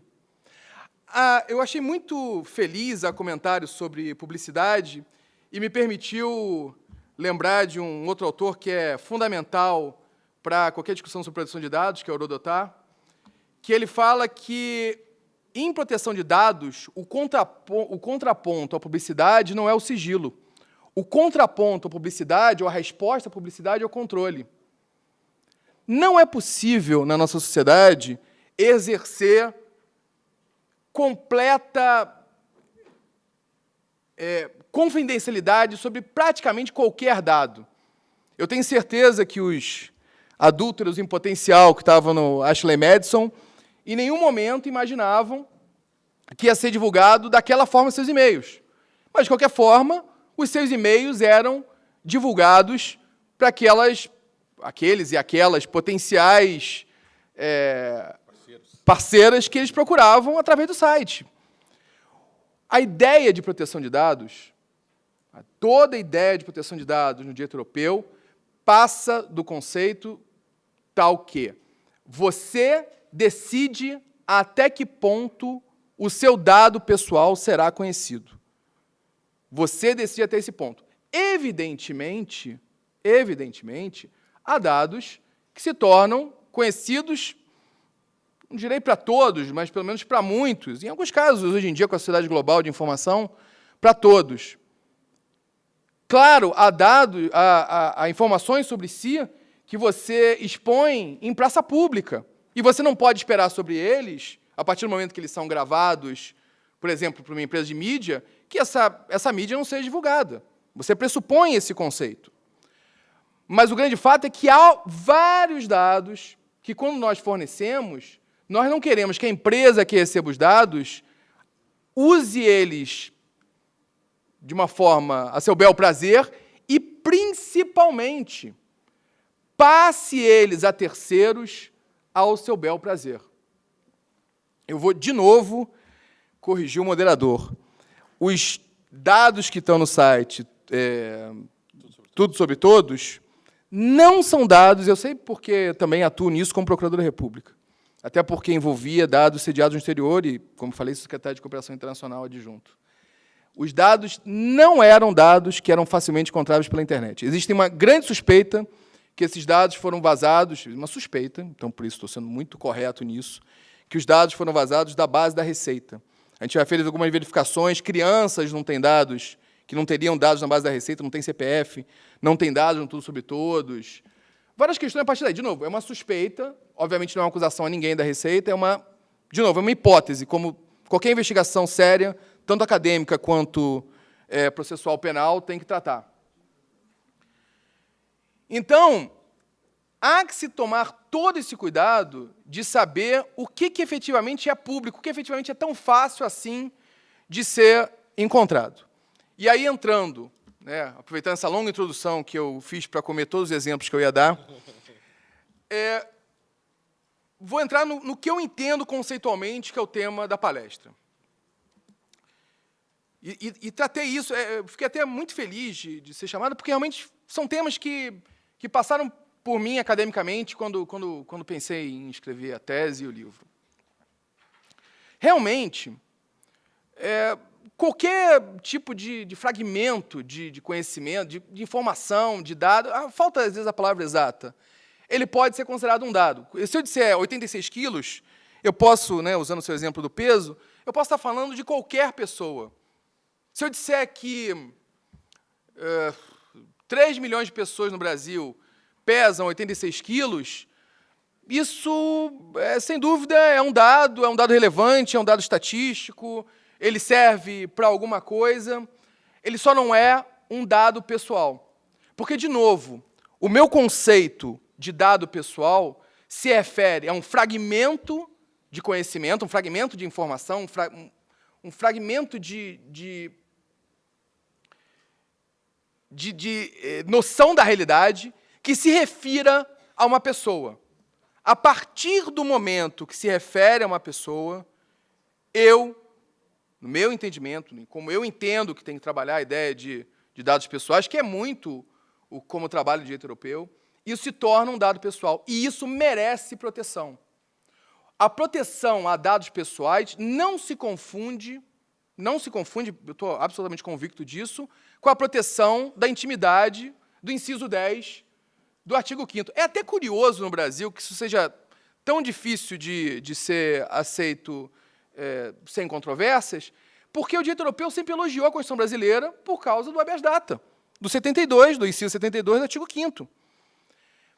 Porque a grande sacação do direito da proteção de dados é que, ao contrário da antiguidade, em que, para se alcançar controle sobre um ser humano, você tinha que ter controle, basicamente, sobre o seu corpo físico, é a ideia que, com a sociedade da informação, você é capaz de adquirir controle sobre um ser humano, inclusive com o uso de técnicas de neurolinguística, etc., adquirir controle sobre um ser humano através do controle do seu corpo eletrônico.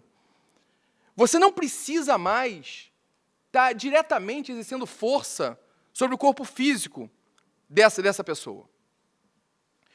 E realmente, tendo uma proteção clara do habeas data, que não vou ter tempo para falar, mas é só você ver que Gilmar Ferreira Mendes e Luiz Roberto Barroso, antes de ser ministro do STF, desconsideram a importância do habeas data. O Gilmar, no livro dele de Direito Constitucional, e o Barroso, no artigo sobre habeas data. Fala, isso aí foi feito, mas era época da ditadura, queriam abrir os... E, realmente, o habeas data é um fracasso no Brasil. Eu, quando fiz a pesquisa para o livro, não tinha nem uma centena de habeas datas no STJ. O habeas data é um fracasso. Eu, na minha carreira, já fui defensor e procurador e já trabalho na área jurídica desde 2001, dei parecer em um habeas data, que, obviamente, não alcançou sucesso. Mas por como foi encarado no Brasil. Não precisava ter sido encarado dessa forma. E, felizmente, o Marco Civil, pelo menos na minha interpretação, não encara dessa forma. Como muito bem citou a Fernanda no começo, o Marco Civil, no inciso 3 do artigo 3º, fala numa proteção de dados na forma da lei. Ela não fala numa proteção de dados íntimos, não fala numa proteção de dados privados, ela fala em proteção de dados pessoais na forma da lei. Dados pessoais como um todo. E me parece que o conceito de dado pessoal que eu dei é um conceito contrafático. Dado pessoal é todo fragmento de informação da realidade que se refira a um ser humano, a uma pessoa. Então, me parece que o Marco Civil vem, e aí no Marco Civil vou fazer uma provocação, e não vou desenvolver a provocação, ele tem um resultado virtuoso, mas quem viu o processo legislativo sabe que o processo legislativo na Câmara não é um processo virtuoso. Mas eu não tenho dúvida que o Marco Civil, o resultado do Marco Civil, é um resultado virtuoso. E com o Marco Civil, a gente tem claramente uma lei geral da internet no Brasil e a gente tem uma lei capenga de proteção de dados no Brasil. E isso se vê, quem conheceu o processo legislativo, quem conversou com o relator, sabe disso. Porque, em setembro, o anteprojeto de Marco Civil tinha praticamente metade dos artigos com que é aprovado a fórceps em cerca de abril de 2013, mais ou menos por aí. Então, o que se ingressou de artigos é uma lei capenga de proteção de dados. Mas uma lei capenga que é melhor do que não haver. Eu, por exemplo, que trabalho com a cooperação internacional do MPF, sei que um dos grandes problemas de haver um acordo de cooperação, um acordo amplo de cooperação entre polícia e Ministério Público europeu e brasileiro, é é a falta de uma lei de proteção de dados no Brasil, porque os europeus não aceitam que nós não tenhamos, aliás, não aceitam com razão, porque a diretiva fala isso, que nós não tenhamos a chamada proteção adequada em proteção de dados no Brasil. Então, bem, meu conceito de dado pessoal, que fazia parte, eu já falei.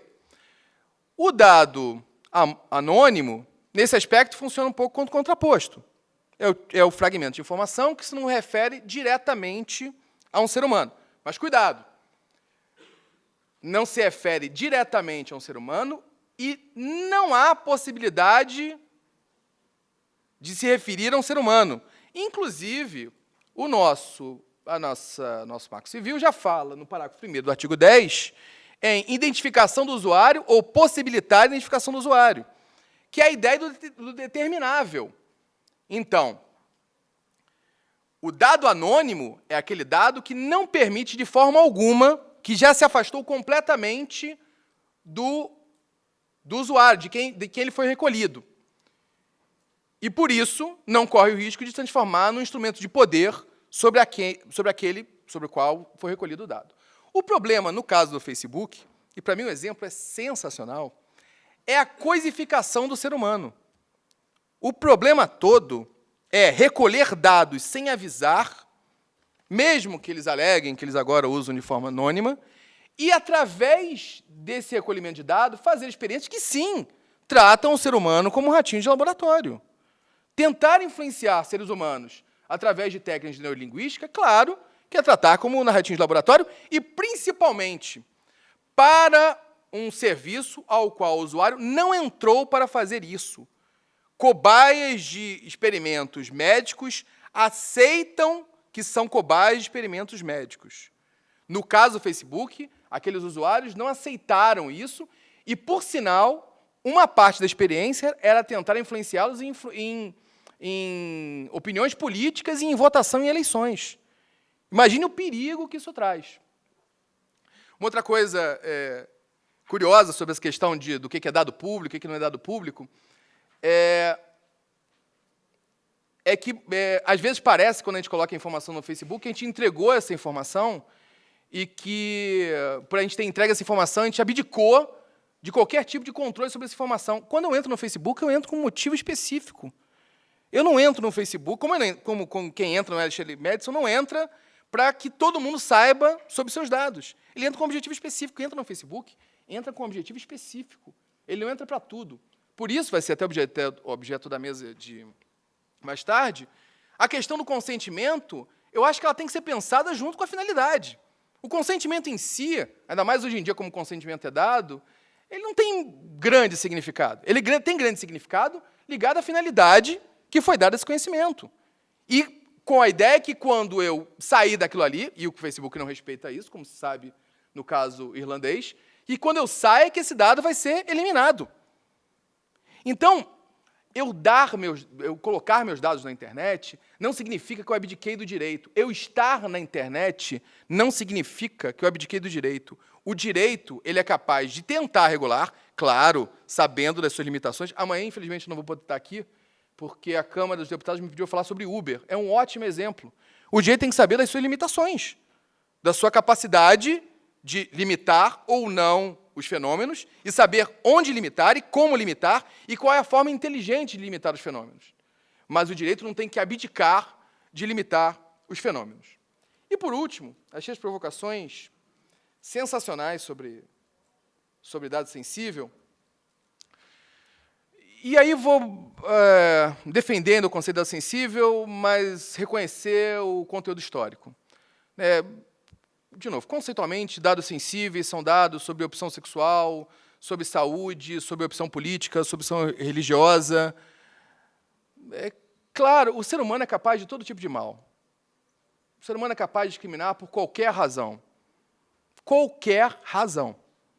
Inclusive, modelos de perfeição em determinadas sociedades são modelos de imperfeição em outras sociedades. Então, o ser humano é capaz de fazer o mal e fazer o bem, de todas as formas possíveis. No entanto, nossa experiência acumulada, mostra que nesses campos de opção sexual, opção religiosa, Né, o exemplo, então, do holandês, se tivesse um holandês e um russo na mesa, é perfeito. Porque como é que nacionalidade vai ser um problema? Mas é um problema. A gente olha, dependendo, eu morei na Alemanha, eu olho bem os alemães. Os holandeses olham mal os alemães. Se tivesse um alemão na mesa, eles olhariam com olhos enviesados. Então, assim, o ser humano é capaz de olhar as coisas de forma negativa ou positiva por N razões.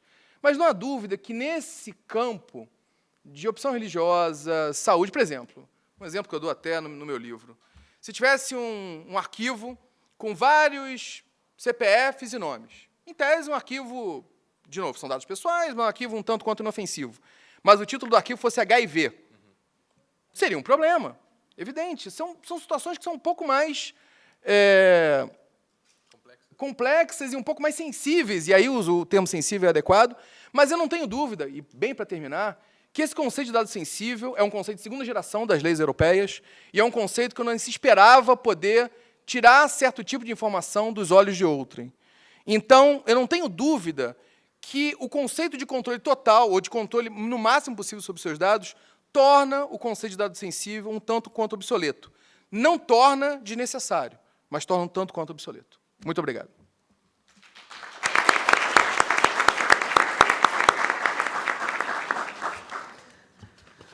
Bom, eu acho que estamos tendo uma excelente mesa aqui. Estou muito satisfeito aqui com todas as intervenções. A do Carlos Bruno também foi ótima.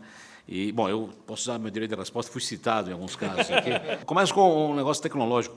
De fato, houve um tempo que havia, inclusive, um aplicativo, talvez exista ainda, e dá para fazer com o Google Glass ou coisa desse tipo, de você olhar, recolher para onde o sujeito está olhando na tela. Isso na época de pesquisa de mercado e tudo, mas não, se você tem que olhar se ele para mais na página disso ou daquilo, se ele olha em cima ou embaixo, quer dizer, com uma câmera embutida, na maioria dos micros tem isso aí, né? Você deixa ele aberto, se tiver um aplicativo específico, ele sabe para onde você está olhando, o que aumenta ainda mais a história do cursor do mouse, quer dizer, o mouse não é tão bom quanto isso. Perguntas que eu tenho em relação ao que ele comentou sobre tudo, sobre todos. Eu acho que aquilo daria para conseguir aberto ou não é esse o ponto da questão, há dúvidas a respeito. Eu não sei o que muda, porque eu acho que o que afeta, né, o que nos prejudica é aquilo estar agregado e disponível para ser comprado pela população em geral. Certamente, se alguém vazou um dia imposto de renda, ele pode até ter copiado do cara que vazou, do cara que copiou, do outro cara que vazou, e para ele está na rede, porque ele não sabe de onde veio a origem. Então, pode ser e pode não ser. Mas o ponto, eu acho que o fulcro da questão seria ver se aquilo é razoável ou não. E aí eu acho que, de fato, não é. E finalmente, eu vou fazer uma pergunta que essa também eu não tenho posição a respeito. Eu acho, certamente, nós somos os donos dos nossos dados e devemos ter total arbítrio sobre o que entregar ou não entregar. Mas talvez exista aí algum problema ético que eu não saberia analisar e colocaria até para a mesa dizer. Nós também somos donos do nosso corpo, mas aparentemente não é legal nem ético que eu anuncie que estou vendendo meu rim. Então, talvez você tenha, evidentemente, direito a todos os seus dados, mas existem coisas que podem não ser legais ou éticas, serem negociáveis. E eu não sei se a analogia com o rim vale ou não vale, mas eu acho que é importante que isso seja examinado. Senão, nós podemos chegar a uma banalização, ou talvez a uma degradação, né, do ser humano, em que ele vende coisas a qualquer preço para poder continuar, de alguma forma, subsistindo, e isso pode ser, de fato, uma diminuição da humanidade do indivíduo. Eu não sei, isso eu deixo para a mesa. Então, eu acho que temos algum tempo para perguntas e eu acho que valeria a pena ouvirmos o que... Eu acho que cada um deve se identificar, dizendo quem é. Não precisa ser um dado sensível, pode ser um dado pessoal. E aí dizer a quem da mesa está perguntando.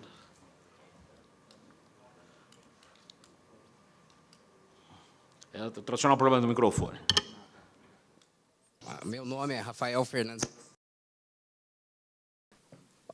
Porque na época que teve, que descobriram tudo sobre todos, como já descobriram também Nomes Brasil, tudo, houve uma repercussão muito grande, porque as pessoas acessavam as suas informações e se assustavam com essas informações, até pelo contexto, que é o que tem também hoje no escavador, né?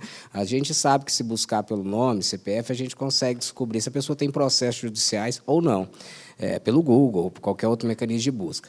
Nesse caso desses sites, eles faziam o contexto, né? Então, a pessoa colocava alguém já entrou com ações trabalhistas, aí colocava uma busca, que qualquer software, algoritmo ali fazia a busca e podia dar essa informação. O que eu queria saber, a opinião da mesa, é em relação a várias outras empresas que atuam supostamente de forma legítima e que pouco se falou na época, e talvez porque os dados não eram acessados de forma gratuita, ou seja, eu tenho que pagar, então tem várias empresas que fazem isso na internet também, nós temos SPC, Serasa, Zip Online, TransUnion, várias empresas que fornecem essas mesmas informações. Quando o senhor disse a respeito de que possivelmente os dados tenham vazado da Receita, eu fiz uma rápida consulta aqui com o nome da minha filha. Minha filha tem CPF, mas ela nunca prestou um vestibular, não fez concurso público, então certamente no Google não tem nada dela ainda. E também ela não tem rede social. E também aí eu entrei num outro site, que é a Consulta Paga, e o nome dela está lá também. Então, assim, esse site que está atuando de uma forma legítima, ele também está coletando esses dados da Receita. Eu queria uma opinião a respeito de até que ponto esse dado que está na Receita seria, então, de livre acesso e uso, e que ponto que, no caso do Dr. Carlos, que o Ministério Público Federal está atuando em relação a essas empresas, e não só contra esses sites, Tudo Sobre Todos, Nomes Brasil. Obrigado. Quem se habilita aí? Pode ser. Tá bom. Uma parte foi para a mesa. Vou tentar responder mais a parte do Ministério Público Federal, né, dessa minha parte mal aqui do inquisidor aí Olha, eu acho realmente que e foi boa a pergunta, e eu ia de qualquer forma tentar pegar uma parte para responder sobre tudo, sobre todos. Eu, em nenhum momento, e na realidade quis falar o contrário, isso mostra como eu fui equivocado de como me pronunciei. Em nenhum momento eu acho que o Tudo Sobre Todos está correto. Pelo contrário, eu estou atuando contra isso. Né? É um procurador do Rio Grande do Norte, que é o procurador natural da causa, aí para essas especificidades de como é que funciona a organização do MPF. E a gente já, desde o primeiro momento, o procurador que trabalha comigo, que é o Dr. Vladimir Adas, também tem um enorme interesse nesse tema. Desde o primeiro momento que ficamos sabendo, já nos dispusemos a ajudar. Salvo engano, a gente descobriu já, se eu estiver enganado, é porque, desculpa, são muitos casos em geral, né, não nesse tema. Salvo engano, o site é sediado na Suécia. Primeiro acharam até que era em Seychelles, mas eu acho que é na Suécia. O domínio é da Suécia. O domínio é da Suécia, né? O domínio é da Suécia, é isso. E a gente já está buscando cooperação. A grande questão é que uma coisa é eu dizer que é ilegal. Outra coisa, aí são bem os dois facetas do que, do lado do meu lado acadêmico, do lado que me interessa, até como coordenador do GT, do outro lado do meu lado como secretário de Cooperação Internacional. Uma coisa é eu dizer que é ilegal, outra coisa é eu dizer que é fácil, que a gente consiga reprimir isso em escala mundial, ou que não haja meios. É bem o que eu falei, né? A gente pode tentar regular, mas tem que reconhecer nossas... Mas a gente está buscando cooperação, tanto com Seychelles quanto com a Suécia, para tentar resolver isso. E eu não tenho dúvida, se os bancos de dados fosse público, fosse de alguma forma considerado uma fonte de dados pública, aí, de novo, meu cálculo de direito europeu, seria lícito, e aí bem a questão dos processos, porque os processos do Brasil são públicos, em geral, né? Em geral, alguns não. Nos Estados Unidos, em geral, são públicos. Eu tive nos Estados Unidos agora, há pouco tempo atrás, até processos de vale de família são públicos. E aí você não pode proibir a pessoa de informações públicas, agregar, e disso, de alguma forma, transformar num meio de...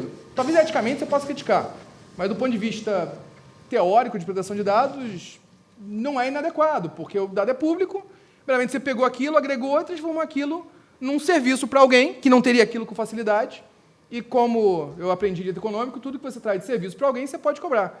Uma vez eu estava numa aula de direito econômico, bem quando eu entrei no MPF, e um colega meu perguntou por que o mate na praia podia ser mais caro que o mate, sei lá, na Visconde de Pirajá, eu que sou carioca. Porque você quer estar na praia para tomar o mate. Você não quer levantar e ter que ir para a Visconde de Pirajá, que é ali 2 quarteirões, para ir lá comprar o mate. Então, por aquele serviço ali, se cobra um valor agregado, um valor a mais, pelo serviço que você está dando. Se os dados são públicos e a pessoa agregou e teve esse trabalho de agregar, você não quer ter o trabalho de entrar em cada site da Justiça do Trabalho do Brasil, que são 20 e tantos sites, para verificar o que tem, você está pagando pelo trabalho agregado. Isso não se confunde, e não pode se confundir, com todos esses sites que vendem informações que não estão de maneira pública. A Receita não recebe nossas informações, seja através do CPF, seja através do Imposto de Renda, para distribuir, e, inclusive, de novo, eu falei da Receita só porque é a nossa hipótese, mas longe de criticar a instituição Receita, que é uma instituição que tenta, ao máximo, preservar a integridade dos seus dados, né? É parceira em buscar quem é que eventualmente estaria desviando esses dados. E, claro, e eu entendo também, e uma pena que não deu tempo para falar, que há um princípio já agregado à proteção de dados, que é o princípio da segurança do sistema de informação, que afeta a Ashley Madison, afeta a Receita, mas... Então é isso, esses dados são, e vou além, para dizer o que o MPF está fazendo. Eu já entrei com algumas ações criminais. Por quê? E aí eu vou explicar uma característica da legislação brasileira. Há muito tempo, e aí eu também vou falar logo sobre o SPC, para evitar de deixar a aura de suspeita.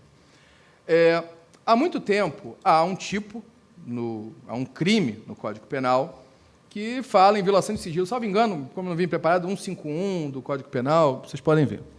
No entanto, é um crime até com pena baixa, é do Código Penal ainda lá de quando foi feito, que aí, por outras razões, tem pena baixa, que depois eu explico. Só que o problema é que a jurisprudência toda entendia que, para haver a configuração desse crime, tinha que haver lei em sentido estrito, e não qualquer tipo de ato infralegal, que determinasse o sigilo da informação. Qual o problema?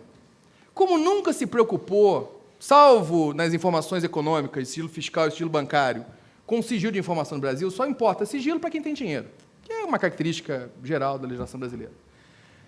Como nunca se portou com isso, vários dados que vocês devem achar... Por exemplo, vocês acham que o dado de vocês sobre carro e IPVA é sigiloso? Isso não tem nenhuma lei que defina. O cadastro aí de Detran é definido que é sigiloso por regulamento infralegal. A lei não fala que aquilo é sigiloso. Então, por exemplo, eu já peguei caso de sites que vendiam informação sobre Detran, e isso não é crime. Por quê? Ou não era crime? Porque a informação que determinava o sigilo era infralegal e não dava para tipificar, não dava para... Por questão de direito penal, não dava para dizer que era crime. Os sites a gente pega nesses casos porque, normalmente, eles não se... E aí eu já fiz várias denúncias sobre isso, várias denúncias de todos esses sites aí que você deve ter entrado, são denunciados por mim. Os sites a gente consegue entrar com a denúncia porque eles não se limitam a vender informações que estão sob sigilo infralegal. Eles querem também vender informações bancárias, de crédito bancário. E isso está sob sigilo legal, Lei Complementar 105. Por que isso não se aplica, e eu já vi, inclusive, defesa em processo penal quanto a isso, ao SPC, Serasa? Porque a Lei Complementar 105 também permite institutos de proteção ao crédito, coisa que é altamente mal definida, mas que, evidentemente, se aplica, e depois também eu explico, a SPC e Serasa, podem fornecer dados com esse objetivo de garantir proteção ao crédito. Está previsto na Lei Complementar 105.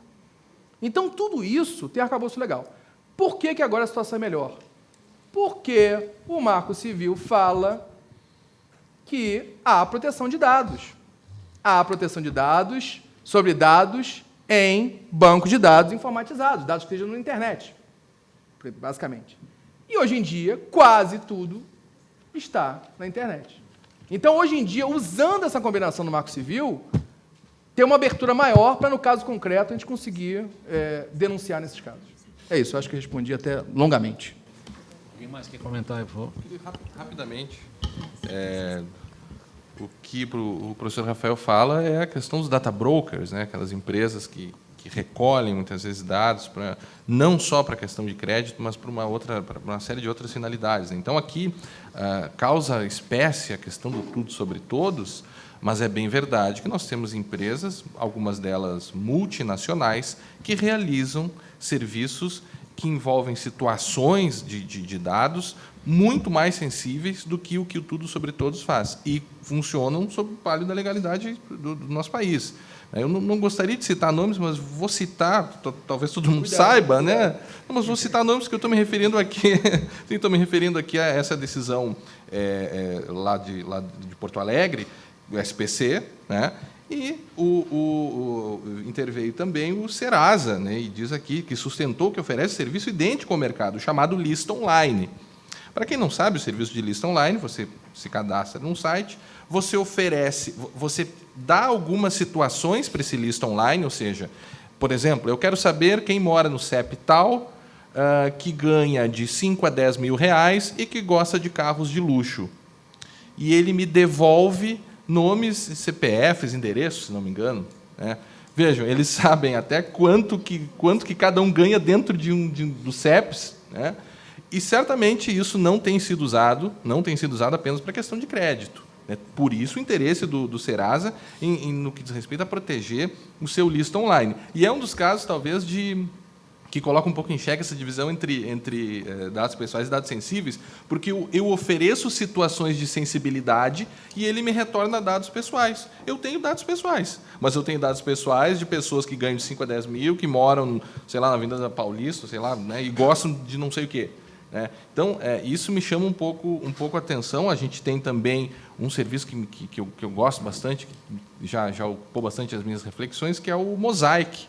Também, se não me engano, o Serasa Experian, né, que oferece Mosaic, que classificou toda a população brasileira em uma série de buckets, né, uma série de classificações, de baldes ali. E, ao meu ver, há classificações, sim, eles andaram mudando um pouco algumas dessas classificações, mas, no passado, eles faziam até classificações de origem étnica. Pequena Alemanha do Brasil. Né?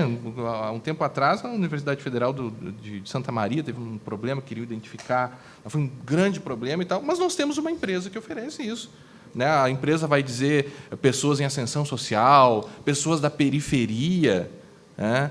E aí o próprio Bauman coloca, esse tipo de cadastro faz até mesmo que as pessoas tenham que consumir certas coisas para pular de bucket. O cidadão é jovem de periferia, mas ele quer ser um jovem influente. Claro, as pessoas nem sabem que estão lá e muito menos sabem quais são a sua classificação, né? Mas nós temos desde a elite brasileira, alguma coisa assim, até jovens de periferia, aí diz com pouca instrução, são os primeiros da família que estudam. É um perfil tão acurado das pessoas que realmente eu fico espantado que esse tipo de banco de dados funcione, seja vendido tranquilamente, e a gente ainda se preocupe com não que o Tudo Sobre Todos esteja certo, né, mas e um outro serviço, só para concluir também, não queria citar nomes, mas, enfim, já que citei um, é um serviço chamado Procob, e o Rio Grande do Sul tem uma série de decisões. Essa decisão aqui, gaúcha, ela parece inverter um pouco o jogo, porque até hoje o nosso tribunal vinha entendendo que pela licitude e tal, e parece que nós festejamos essa decisão aqui, de uma sentença apenas, né? Mas que parece mudar um pouco esse jogo, tocando justamente essa questão da autodeterminação, do consentimento, da finalidade, né? E até um pouco da questão junta aqui um pouco o Credit Score, que chegou ao STJ há um tempo atrás, né? E aí que cria uma situação sui generis, porque o Credit Score você não precisa pedir consentimento e nem precisa informar que o cidadão está lá. É para crédito. Mas, e aí ocorre um problema de ordem lógica, porque o direito de solicitar a correção dos dados não pode ser exercido pelo cidadão, porque ele não foi notificado e nem se pediu a autorização, o consentimento, né? O próprio ministro disse, não é banco de dados, é um método estatístico. Ora, nós sabemos que justamente o método estatístico que traz mais danos à pessoa humana, né? Então, há alguns descompassos, ao meu ver, assim, né, nesse problema, e algumas coisas que parece que não andam bem em todo esse ramo de negócio, né? Eu tenho só, na verdade, uma informação, na verdade, um detalhe que eu queria compartilhar com vocês.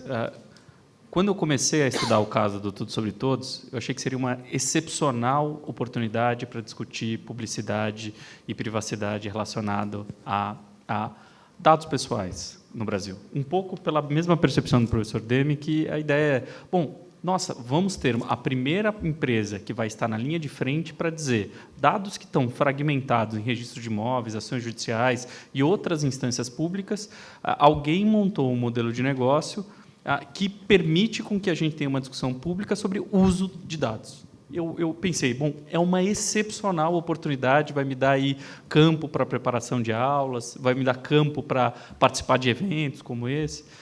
Fiquei ultra entusiasmado, já colocando em conteúdos de cursos dentro lá da Fundação. E o que me surpreendeu muito quando eu comecei a estudar o caso? O desenho da empresa, um pouco que a gente comentou aqui. O endereço da empresa, a sede da empresa, fica numa ilhazinha que chama Seychelles, numa caixa de correio, numa P.O. Box lá. o nome de domínio é na Suécia e os servidores dele ficam na França. E, no meio do caminho, quando eu imaginei que, bom, entidades públicas poderiam questionar e chamar os proprietários, que sejam do nome de domínio, enfim, dos próprios servidores na França, por meio de tentativas de encontrá-los, o que era feito, que eram os pagamentos realizados para você ter acesso a esses dados, ao pacote inteiro de dados que era feito via PayPal e cartões de crédito como Visa, Mastercard e outros tantos, de repente migrou para uma forma de pagamento que é da moeda digital aí bem conhecida, o Bitcoin. Então, a impressão de que era uma janela de oportunidade excepcional para a gente discutir um assunto absolutamente de fronteira, que é o assunto de, bom, como vamos regular o uso dos dados, me pareceu que, no final das contas, foi esvaindo pelas minhas mãos, porque o movimento, ao invés de ir e discutir o uso de dados públicos, ou até quais são os limites desses dados, foi uma questão de preciso me esconder porque o que eu estou fazendo parece que é algo errado. No final das contas, eu fiquei um pouco frustrado, porque poderia ser um modelo de negócio absolutamente lícito, a gente poderia estar lidando com informações públicas, mas a impressão que fica foi, eu preciso me esconder cada vez mais, eu preciso, mesmo oferecendo um serviço no Brasil em língua portuguesa, com atendimento em português via Facebook, eu preciso me esconder de todas as formas, seja no desenho da minha empresa, seja na forma de pagamento que eu aceito. Só complementando isso que ele falou, eu teria algum cuidado nisso pelo seguinte, né? Eu não colocaria automaticamente isso. Concordo com a tendência, a impressão que dá é essa. Mas, pelo mesmo caminho, você diria que o pessoal que usa Tor é um cara que está tentando se esconder, que a Deep Web, na verdade, é uma forma de ocultar. Eu levaria isso naquela analogia que eu falei no começo. Quando você começa a empenar muito a internet, ela, teoricamente, tenta voltar ao que era. Talvez ele se sentiu empenado e tentou voltar a uma situação em que ele não entra no mérito. Mas eu concordo com as conclusões aqui todas. Nós temos talvez mais uma pergunta, só que já estamos avançando no horário. Se não tiver nenhuma pergunta, vamos almoçar. Tem uma pergunta ali. Se tiver mais de uma, a gente faz as duas juntas para tentar ganhar tempo. Tem uma ali, ó. Tem outra aqui também. Vamos lá. Bom dia, José Vitor, de Santa Catarina, Florianópolis.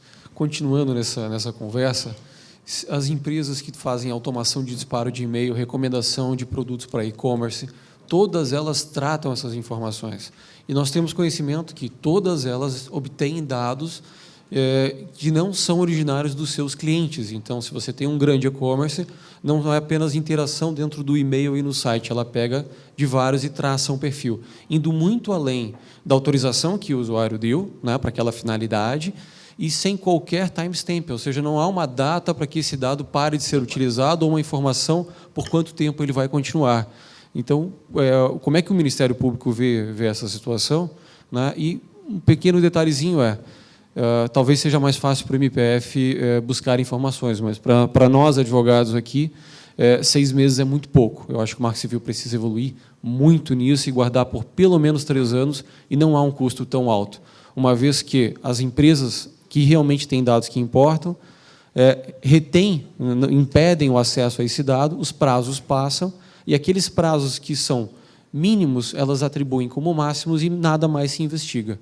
Então, nós precisamos repensar essa questão também de guarda prazos para permitir a descoberta de autoria de ilícitos na web. Boa tarde, meu nome é Lívia.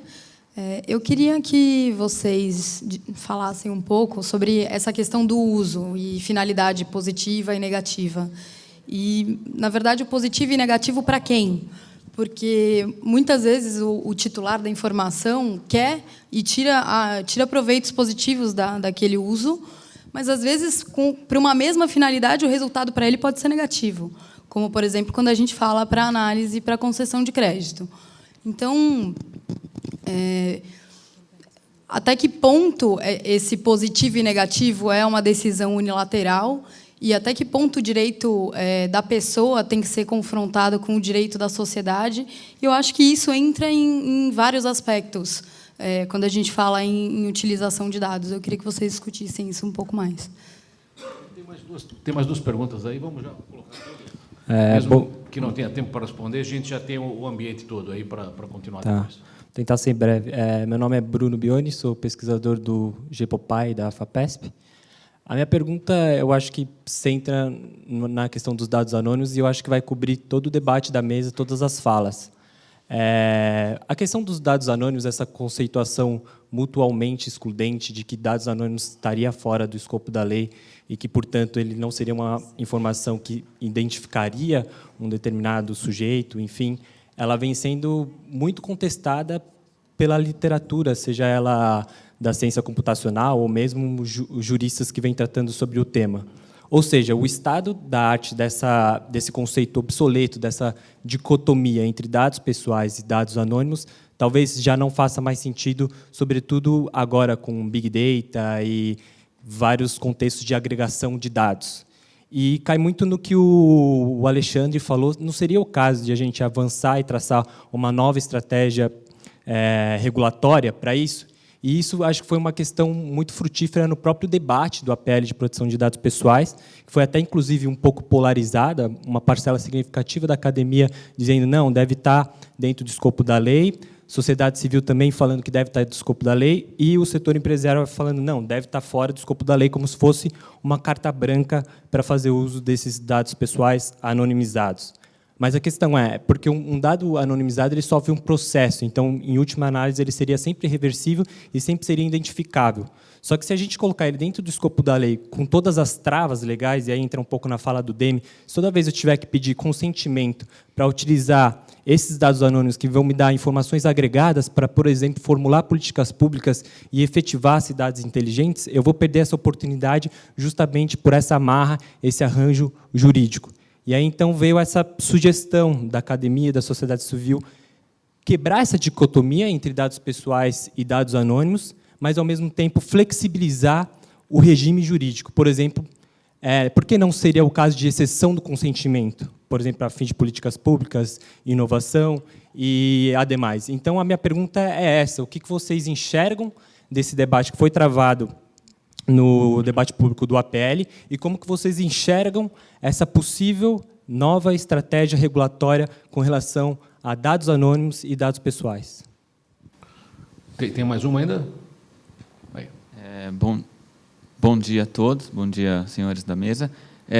Minha pergunta é se estender um pouquinho mais. Meu nome é Felipe, sou aqui de São Paulo, mas eu gostaria de saber do Dr. Carlos, aqui.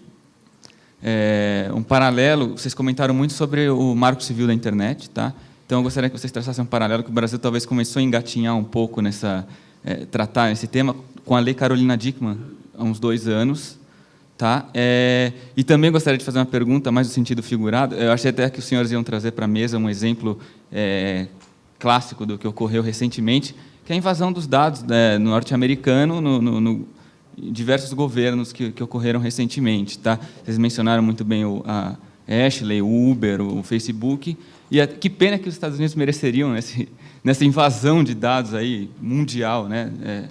Tomando vantagem com esses dados sensíveis, né, dos governos. Senhores, nós estamos bem atrasados com o tempo, então eu vou pedir o impossível aí que respondam em 2 minutos, se possível, cada um, todas as questões. E temos o resto do seminário para discutir com calma, então. Agradeço muito as perguntas. Vamos começar, então. Quem começa? Fiz anotações bem breves aqui sobre isso. Nem vou poder me estender sobre nenhuma, mas a questão dos spams, o doutor deve ter visto a atualização do projeto de lei de atualização do Código de Defesa do Consumidor, 282, né? Projeto de lei. Exato. E que estabeleceu aí algumas questões relativas ao spam. Eu não vou me lembrar de cabeça do projeto, mas me parece que há alguma questão sobre haver necessidade de existir um relacionamento anterior ou um consentimento específico, mas não estou bem lembrado qual é a disposição dessa atualização, mas está prestes a ser aprovada. E o pessoal, agora com os 25 anos do Código de Defesa do Consumidor, está comemorando, dizendo que quer que se aprove isso, já está em estágio bem adiantado, né? A questão sobre dados positivos e negativos, para quem é para o sujeito que tem os seus dados protegidos. Essa é uma questão que a gente fala aqui, né? A gente fala, um anteprojeto, ou um projeto, ou uma lei, quando virar lei, de proteção de dados. Assim como no consumidor, né, Código de Defesa do Consumidor. Não é como os portugueses chamam do consumo, Código do Consumo. E essa questão da proteção ela é bem importante, que se estabelece, ao meu ver, salvo engano, no que diz respeito, com o foco no sujeito, efetivamente, que tem seus dados trocados, né? A questão dos dados anônimos que o nosso amigo Bruno coloca, me parece... Eu jogo uma pergunta. Há dados anônimos com Big Data? né? Eu não sei dizer realmente, né? Mas todas as conversas que eu tenho com o meu sócio, que está aqui, o professor Vinícius Serafim, que é uma pessoa da ciência da computação, eu sempre coloco uma situação nova para ele, ele sempre me quebra. Ele diz, não, isso aqui dá para descobrir assim, não, isso aqui, se fizer aqui, tu consegue reverter. Eu ainda não consegui pegar ele, mas eu estou tentando. Um dia eu vou conseguir, mas enfim. E sobre políticas públicas, enfim, eu acho que nem tem como se iniciar qualquer referência a isso, né? É um outro debate no âmbito público. Mas a relação que eu vejo entre o Marco Civil e a Lei Carolina Dickmann, 12737, 12737, acho que é que ele estabeleceu toda a questão do prazo de armazenamento de logs, que até então era um problema, né? E as questões relativas aos pedidos, né? A questão da ordem judicial, né? Ele tem, sim, uma conexão bem forte ali. Agora, o problema é que eu não vi até o momento, talvez nosso representante do Ministério Público que possa dizer, se já houve uma condenação da Lei Carolina Dickmann, porque eu tenho pesquisado arduamente para tentar encontrar e não vi nenhuma até agora, né? Então, haveria uma série de problemas conceituais também com a Lei Carolina Dickmann, mas esse é um outro problema. Quem quer falar? Tá. Então, eu vou também tentar responder bem rapidinho. Fornecimento de e-mails não para o fim. Bem, artigo 7º, inciso 7 do Marco Civil. Não fornecimento de terceiros, dados pessoais, inclusive registro de conexão, salvo mediante consentimento livre, expresso e informado. É isso que acha o Ministério Público, né? O Marco Civil fala que não pode fornecer para terceiros. Prazo de armazenamento de logs. O Ministério Público gostaria que fosse muito maior. O problema é que a sociedade civil tem várias restrições, com razão, pode ter certeza, quero deixar isso bem claro, há um prazo mais longo de armazenamento de logs e as empresas têm restrições do ponto de vista econômico. Uso positivo ou negativo do dado. Vou responder tentando usar a melhor analogia que eu encontrei. O consentimento é quando você fornece a informação. Quando você está no encontro e fala que você gosta do Palmeiras, você corre o risco do seu pretendente ser Corinthians. É assim que funciona. A gente dá nosso dado, espera que ocorra o melhor, mas, às vezes, fracassa. Bem, nova estratégia de dados anônimos. Eu também tenho que concordar com o professor Guilherme. Big Data não me parece dados anônimos, mas o seu final eu concordo plenamente. O fato de eu ter falado em uma norma geral não significa que a gente tem que ter várias limitações a direitos fundamentais. Vou fazer uma inconfidência. Eu escrevi mais minha tese para falar sobre as limitações à proteção de dados do que para falar sobre proteção de dados. Porque, como eu já falei, eu sou promotor, eu quero as limitações para eu poder trabalhar. E existem várias nas leis europeias, tanto na lei espanhola e principalmente na lei alemã. Então, claro, acho que tem várias razões de interesse público que justificam limitações a essa regra geral que eu falei. Lei Carolina Dickmann, sem dúvida, é um marco de proteção. Eu acho que o transgressor, na caso da Carolina Dickmann, foi condenado. Mas, efetivamente, é muito raro, porque é difícil a gente pegar, por outras razões que também, se eu tivesse mais tempo, eu explicava. Wikileaks é o limite, e isso também daria uma mesa só da gente saber o que é dado pessoal e o que é informação de governo, informação pública e que está sob lei de acesso à informação. É um tema longo e bem interessante. É isso aí. Legal. Eu não vou adentrar a todos os temas, eu vou deixar alguns temas aqui de lado, porque eu acho que já foram muito bem tratados. Eu vou me ater a 2 pontos específicos, um deles mencionado pela Lívia, que é o benefício a quem a determinadas informações. Vai ser bom porque a gente permite um gancho para a próxima mesa de Internet das Coisas, que é a seguinte. Eu tenho me atentado muito para exemplos envolvendo a relação de dados e de proteção de dados com companhias seguradoras, seja de seguro-saúde, seja de seguro a determinados objetos como seu carro ou tantos outros. E hoje, inclusive no Brasil, a gente tem algumas tecnologias muito já bem desenvolvidas e incorporadas em alguns instrumentos, como, por exemplo, o carro. A gente tem uma caixa preta que permite registrar qualquer tipo de informação relacionada à velocidade e outras tantas no momento de uma colisão, no momento de um sinistro. Então, esse tipo de informação poderia permitir com que você precificasse melhor o seguro ou verificasse, por exemplo, o que aconteceu naquele tipo de momento específico. Mas, para além disso, a gente tem algumas tecnologias que permitem com que você colete informação sobre todo o ato do motorista ao longo da sua trajetória. Você poderia pensar do ponto de vista dos benefícios que isso traria, por quê? Você poderia pensar, bom, nós conseguiríamos entender melhor como motoristas dirigem, nós conseguiríamos ter mais informações sobre tráfego. Nós conseguiríamos ter um corpo muito maior para permitir com que nós regulássemos determinados institutos de responsabilidade. Mas nós também poderíamos ter que, mesmo motoristas que estão dentro de limites de velocidade, só que são mais agressivos, desgastam mais os seus pneus, desgastam mais o seu automóvel, pudessem ter um preço de seguro maior. Então, nesse sentido, a gente pode falar, sim, em benefícios e potenciais prejuízos desse tipo de informação que pode ser coletado hoje nos nossos instrumentos como um todo. E, para terminar minha intervenção, eu concordo com o que o Bruno mencionou, principalmente relacionado a essa distinção entre dados anônimos e dados pessoais e dados, vamos dizer assim, sensíveis. Mas, mais do que tudo, eu acho que, para além da classificação, o mais importante é o uso, e essa mensagem que eu acho que dá para a gente ficar do ponto de vista de que estratégia a gente quer. Basicamente é isso. Obrigado. Muito obrigado. Eu vou fazer um comentário muito curto sobre a história do spam, que acho que é importante ter em mente aí uma visão, digamos, internet da história. O Brasil, visto de fora, como um agregado, era o segundo maior gerador de spam mundialmente. E nos colocava em muito má situação. Em geral, a gente é nono, décimo, qualquer coisa para a economia, mas não devia ser segundo. E daí, feito um monte de pesquisas no NIC, no CETIC, etc. e tal, isso aquilo, no CERT, nós descobrimos que o spam que saía do Brasil era um spam escrito em línguas orientais, em chinês ou coisa desse tipo. Então, nosso spam não se destinava aos brasileiros, evidentemente, era um spam que saía, se destinava ao público lá de fora, e era gerado pelo público lá de fora, que vinha só refletir aqui para sair novamente multiplicado por 100 ou 1000, ou coisa assim. E a forma de resolver isso aí foi fechando uma porta específica, a porta 25, a porta SMTP, e hoje nós somos o 22º, 23º, que é muito melhor do que esperado, porque devíamos ser, como falei, nono ou décimo. Então, o que eu diria é o seguinte, algumas coisas que a gente tenta resolver, talvez devessem primeiro ser entregues às soluções na área de tecnologia, que foi que gerou o problema, e depois outro tipo de solução. Só para dar um exemplo, havia uma lei, um projeto de lei que não passou, que era esquisito também, que dizia o seguinte, todo provedor de correio eletrônico nacional tem que identificar positivamente o seu usuário, quer dizer, se você tem um correio eletrônico, @algumacoisa.br, esse provedor tem que identificar o usuário.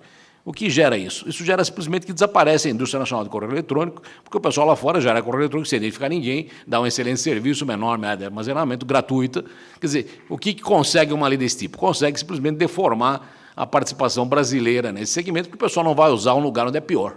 Então, se você arrumar um monte de problemas para spam que não sejam só resolvíveis tecnicamente, o pessoal vai gerar spam de outro lugar, você vai continuar recebendo spam de monte e você vai perder, digamos, a atividade econômica localizada. Então, esse é só um alerta que essas coisas na internet têm que ser vistas sempre de uma forma total, de uma forma holística, porque não há internet do Brasil, há internet no Brasil. Vamos ao almoço. Obrigado. Muito obrigado.